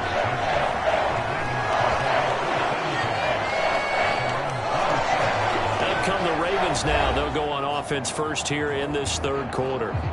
This offense set to begin the 3rd quarter. And, Charles, if they had a checklist of things they wanted to accomplish in the first half, certainly at the top of that list would be having the lead, and they've got that here. That's always the most important box to check, isn't it? But also, they've had some success in their passing game, so probably an empty box establishing the run. They're on pace for fewer than 100 yards in this one. So now they want to make sure that they get that going so they truly have the control in this ball game. And down the stretch, being able to be balanced, either throw it or run it, and try and win this ball game. They'll try the draw here with Dobbins. And he slips up past the 45 before being tackled. 55 yards rushing for him here as he starts to draw closer to a 1,000-yard campaign. They've got the lead early here in the 3rd quarter, and runs like that are how they establish that lead in the first half. I love the fact that you're using the word lead because they are leading from the front, pounding on the defense right now with the running game, and truly establishing themselves here in the 2nd half.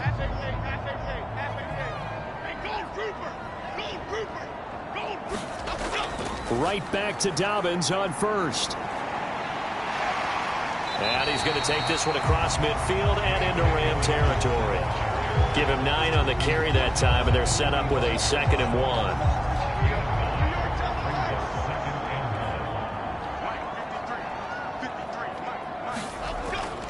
Dobbins running out of the gun. And he'll get it down to the play to the 37. 7 yards there and a first down. 2nd and 1 and people want to run the football. This is what every back in the league is supposed to do, exactly what we just saw there. Pick up the first down. Here's a give to Dobbins. And he'll take this one down to the 36. Ball on the 36 now. Here's a 2nd down and 9. Looking to throw. Jones. That one into the hands of Flowers. And this is going to be another first down as the tackle is going to be made at the Rams' 22-yard line.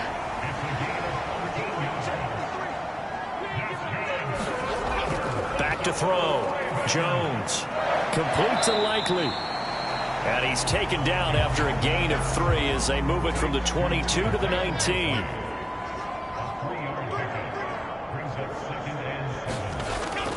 They go back to the ground with Dobbins.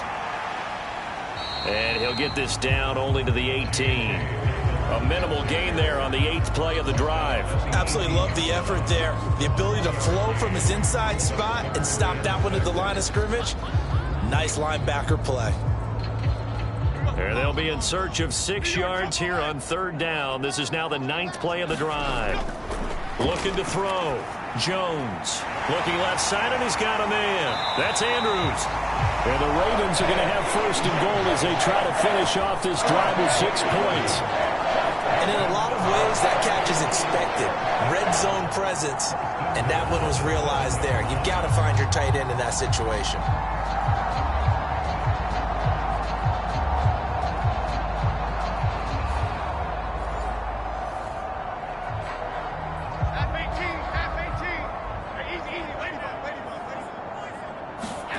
Back to throw. Jones. Back of the end zone. Could he get his feet down? No, it's incomplete. They'll try again here from the 7 on 2nd and goal. Looking to throw. Jones. Got a man. It's caught for a Ravens touchdown. J.K. Dobbins. A 7-yard touchdown grab. And the Ravens take the opening kickoff of the 3rd quarter and drive right down the field to extend their lead. That drive that really increased their cushion felt very military to me. Very precise, methodical. That's one of the words you've taught me. And they just got it done. And slowly but surely now starting to pull away a little bit. Things looking good for them here in the 3rd quarter. Not only pulling away, but you mentioned that slowly but surely. You also drain clock, too, with a drive like that. So you really give yourself an advantage. Now Tucker to add the PAT.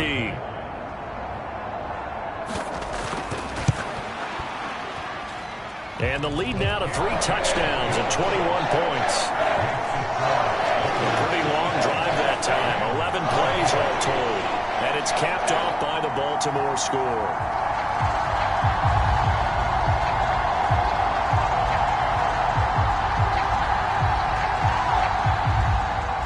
Tucker now to kick it away following the touchdown.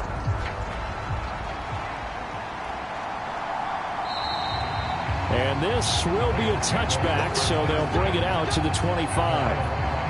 As the Rams offense comes back out, here is the NFC playoff picture coming into the weekend. And their halftime hole now even deeper, and they need a big drive here just to answer the first touchdown of the second half scored against them. They were down at the half. Now, as you mentioned, they're down a little bit bigger, but no time for discouragement. Just got to get back to it, right? Put your shoulder against the boulder and start pushing and try and get back to where you were to start the half.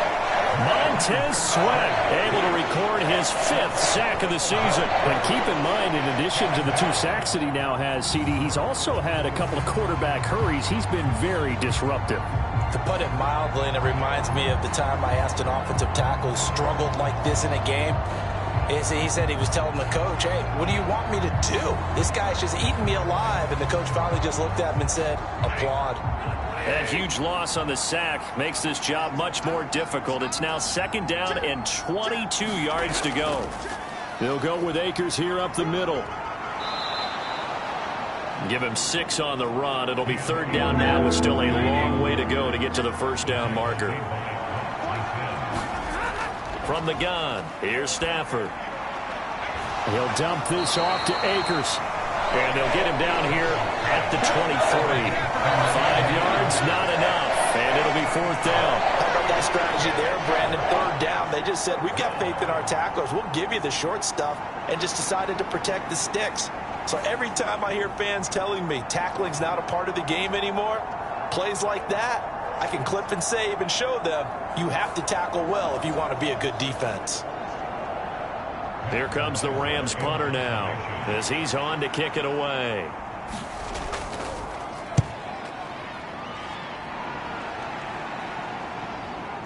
Oh, the return is Prochet.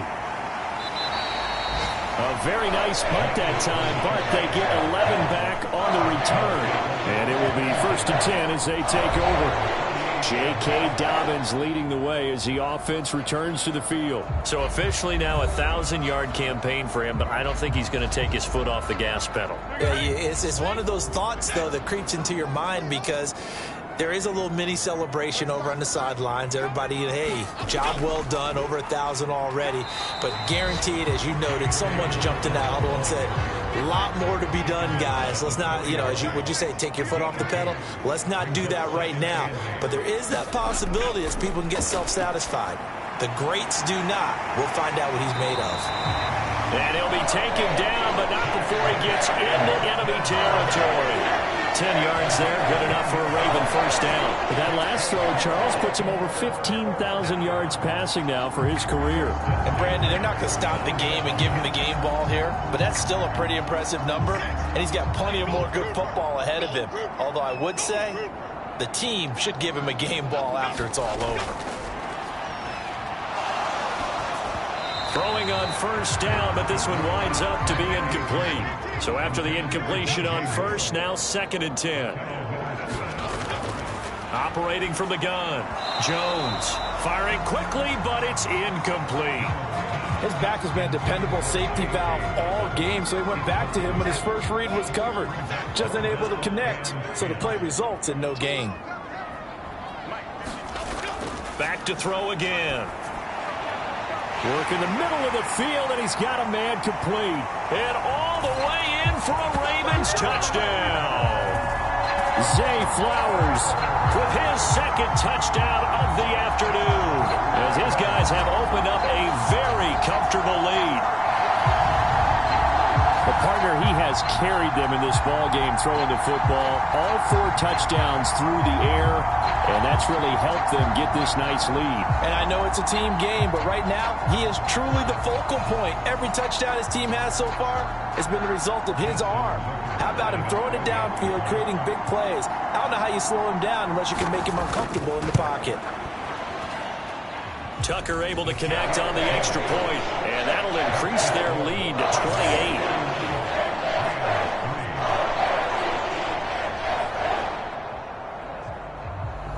Tucker now to kick it away following the touchdown.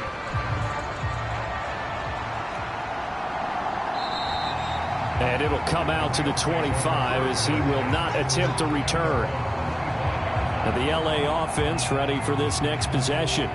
Well, we haven't exactly been treated to a nail-biter in this one, CD, and if they cannot score here, this one's pretty much all but over. Are you saying that you feel like people are starting to think about getting out of here and maybe beating the traffic in order to get home or to their final destination? Yeah, I don't think there's a whole lot of reason to hang around, especially if they can't score here. Yeah, you're right about that, because it has been pretty clear who the better team has been in this one. And in a league that we talk about every game being a one-score game as we go into it, watching this blowout, let's just say it's been unusual.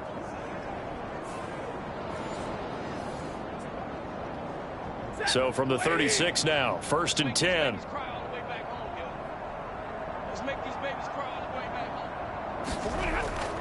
Off of play action, here's Stafford. He'll check this down to Akers out of the backfield. And the result here, a pickup of 8. Leaves him with 2 to go on 2nd down.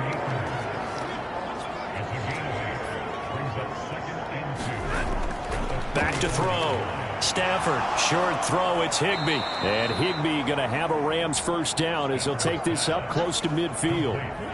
And the tight end is certainly a position built to move the chains because they can control space underneath. If they've got good hands, then of course they're a dynamic target. But one other thing is they're right in the sight lines of a quarterback on just about every play. And that makes it easier for the quarterback to pick him out and deliver. From the 44-yard line, here's 2nd down and 3. Now a fake on the jet sweep, and they'll instead run up the middle. And this won't be enough to pick up the first. A gain of 2, 3rd and 1.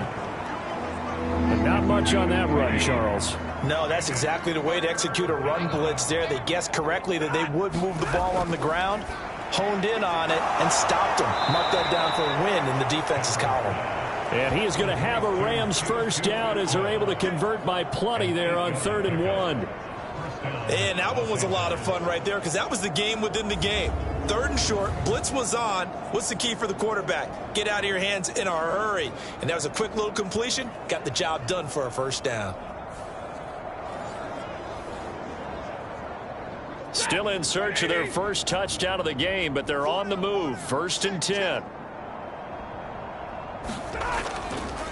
On the handoff, it's Akers. And he was able to shed 1 tackle but could not get away from there. Final minute now in the 3rd quarter. 2nd down, they'll go with Akers again. And a hard-working run here as he's got it inside the 20, down to the 17. 46 yards rushing for him now as he's run it 11 times. First downs have not come easy, and neither have runs like this throughout this game. Absolutely not. He finally felt like, whoa, a sigh of relief. We got something going in the running game. So from the 17 now, here's a 1st and 10.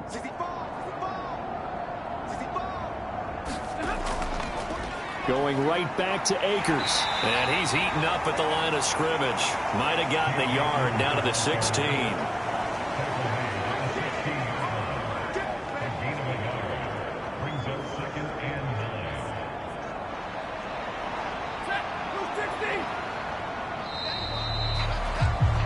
And as they come to the line, they will not be able to get off another play as time has run out on this third quarter.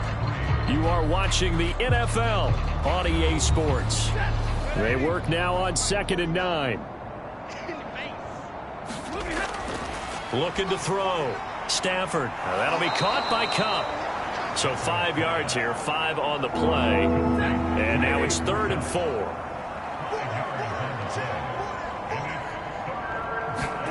Now it's Stafford. That is caught. And he'll be taken down, but he does have first down yardage.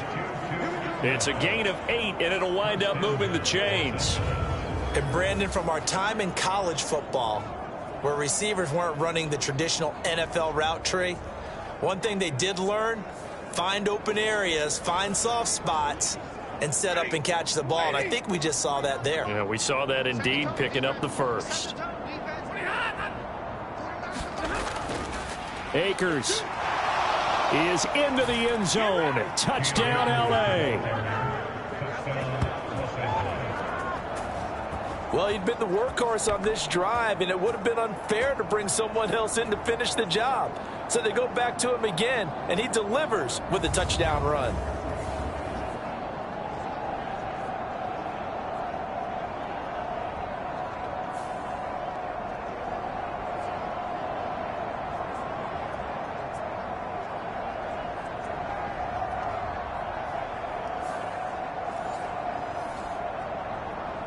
On is Mason Crosby for the point after.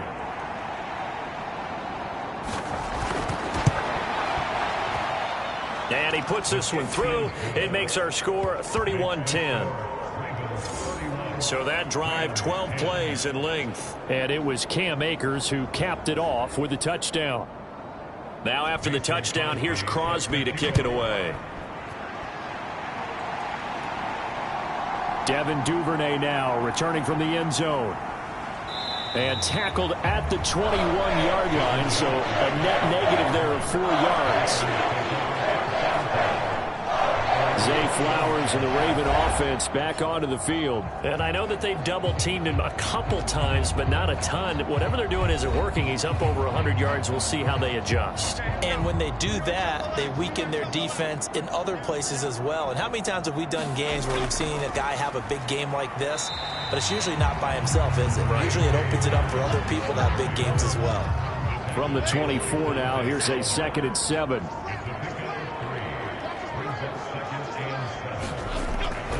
Another run here with Dobbins. And he'll take it ahead to the 28-yard line. The offense on 3rd down, they've been excellent, 6 for 7. Here it's 3rd and 3. Throwing Jones. And that is too far out in front of his intended target. Incomplete. The Ravens send their punter out now. Always a good sign when your first punt comes in the 4th quarter. It'll be a 39-yard punt, no return. And the Rams will go on offense here with a 1st and 10. Here's the Los Angeles offense as they get set to take possession. Even though they were able to force the punt defensively, still a big hole to climb out of, especially at this late stage of the contest. Stafford and the Rams come up 1st and 10. Right at the 30. Throwing to start the drive. Stafford. He'll find a man over the middle. Tutu Atwell. It'll go down as a gain of 6, and it'll be 2nd down. One thing I think that's safe to say defensively, the tackling's been really good. And because of that, it's been very, very hard for them to move the ball because you're not getting the benefits of run after catch. They're tackling them almost on the spot. That means they have to run extra plays, harder to move it. And he drops it incomplete. And their struggles continue here.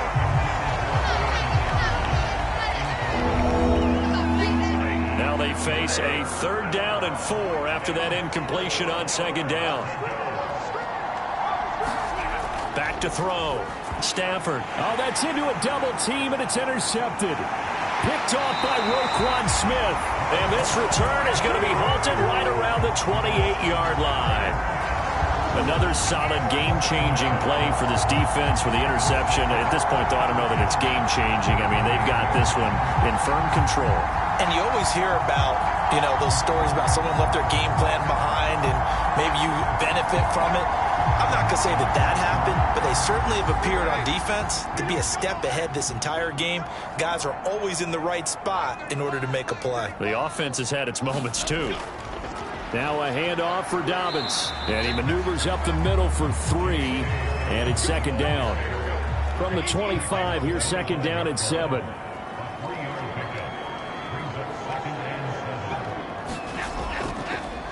Here's Dobbins. Brandon, I've got to think this offensive line has got some smiles on its faces. And I know it sounds crazy, but they practiced for this back in training camp. They knew they'd be in situations where it'd be extra defenders in the box coming after them, trying to keep them from locking down a game. Right now, they want to show the world they're up to the challenge. They're able to convert with a gain of 4. Brandon, when a defense just simply can't get off the field on 3rd down, and we all know how important that down is for both sides of the ball, you often feel like you're just a step behind whatever they're doing offensively. And one of the differences in this game, no doubt, 3rd down conversion, and that is going to be a story they'll talk about after this one. So the ball down to the 16 here for 1st and 10.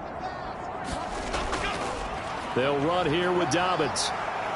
And he's brought down just outside of the 10 at the 11. 2nd and 5.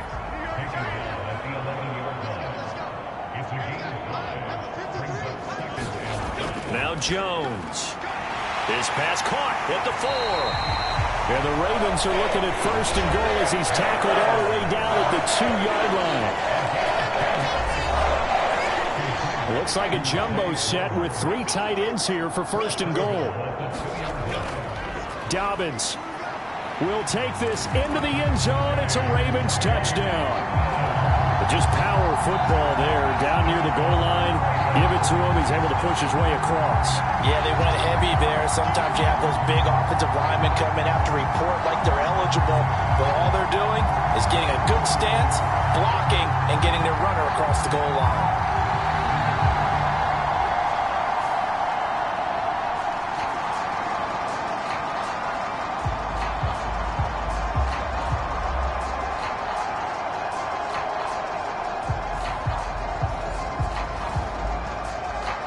Tucker now to add the point after.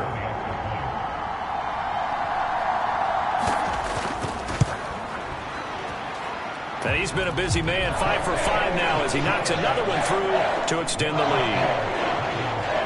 So the drive there took 6 plays. And it's finished off by a touchdown run from J.K. Dobbins. Tucker now to kick it away following the touchdown.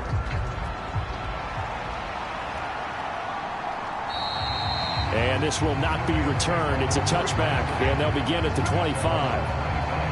Now the Rams offense, they work their way back on the field.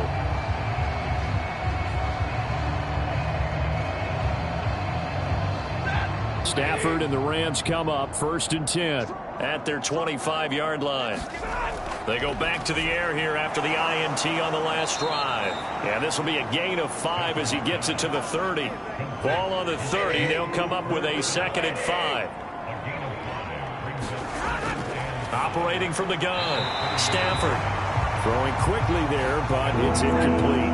They come up now 3rd and 5 following the incomplete pass. Operating from the gun. Stafford able to find the open man. That's complete. And he is going to have a Rams first down as they're able to get the third down conversion.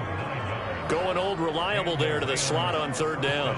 And the slot position has become the bane of just about every defense's existence, because how do you cover? Do you go with a bigger guy to try and use size? Got to try to go with a quicker guy, and sometimes even get out quick there.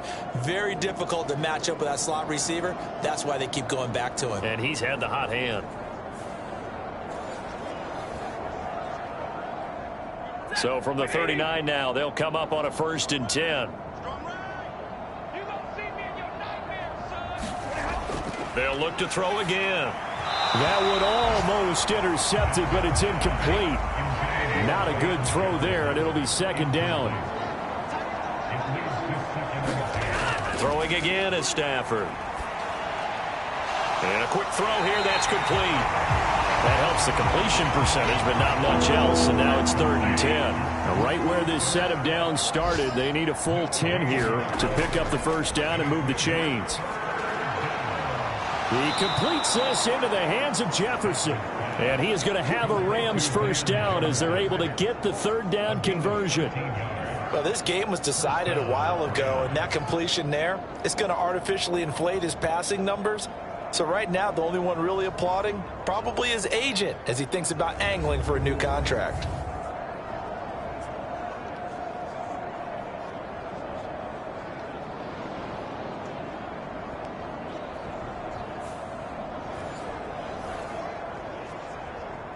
So in Raven territory now. Here's a 1st and 10 at the 48-yard line.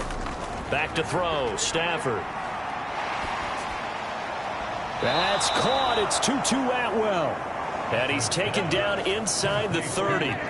Another big gainer that time. This one goes for 19 yards. And with this game well in hand, perhaps we are seeing the coverage lighten up a little bit as they got burned there a bit for a first down. Well, we certainly know the coach isn't happy along the sideline because he certainly wants them to finish this one out the way they started it. He doesn't want to give up any soft completions, no late points. He wants his lead to stay right where it is. Hey, 260. On first down, Stafford here. Over the middle, that's hauled in by Cup. So just 3 yards on the completion there. And that will bring up 2nd down. Out of the gun, Stafford. Out route to Jefferson, and he's got it.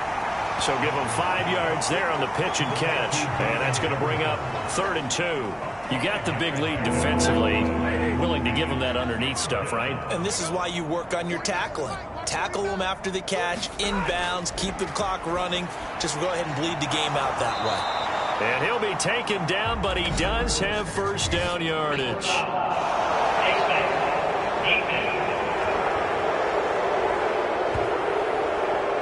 Give them the yardage on the pass and half the distance to the goal line. Because they're inside the 30. So now you don't march off the full 15, right? You have half the distance to the goal. In any event, that's precious real estate given up. So now after the face mask penalty, here's 1st and goal.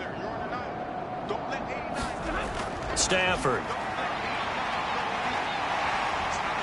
And he'll go down. Brought down at the 20-yard line. Justin Madubuike working his way to the quarterback that time. We all know he's one of the better quarterbacks in the league, but definitely not today. His team trailing by multiple touchdowns and a late sack. Just a parting gift from the defense for him to take back to the locker room with him.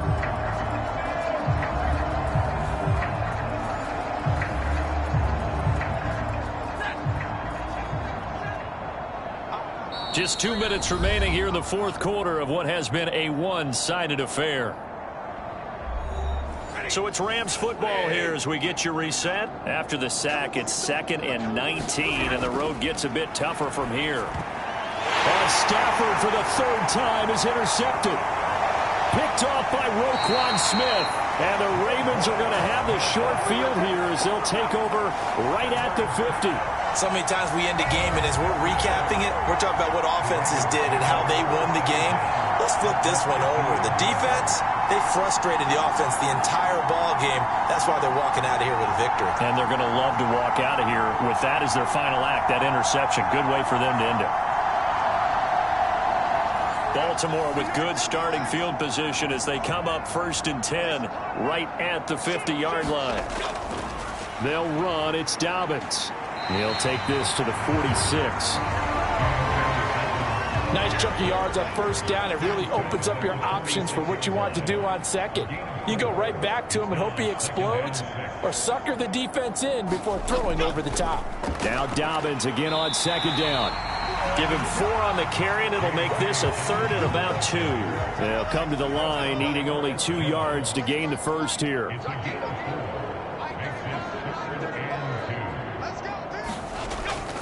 On 3rd down, here's Dobbins.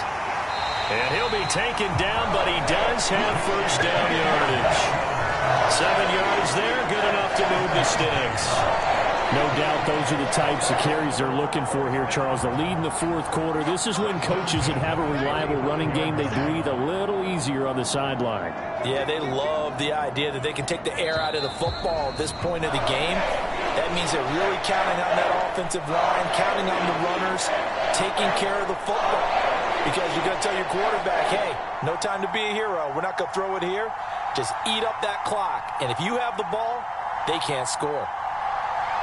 This was a really nice display, Charles, of complimentary football, especially how much they were humming in the second half to pull away and get the victory. Really a complete performance.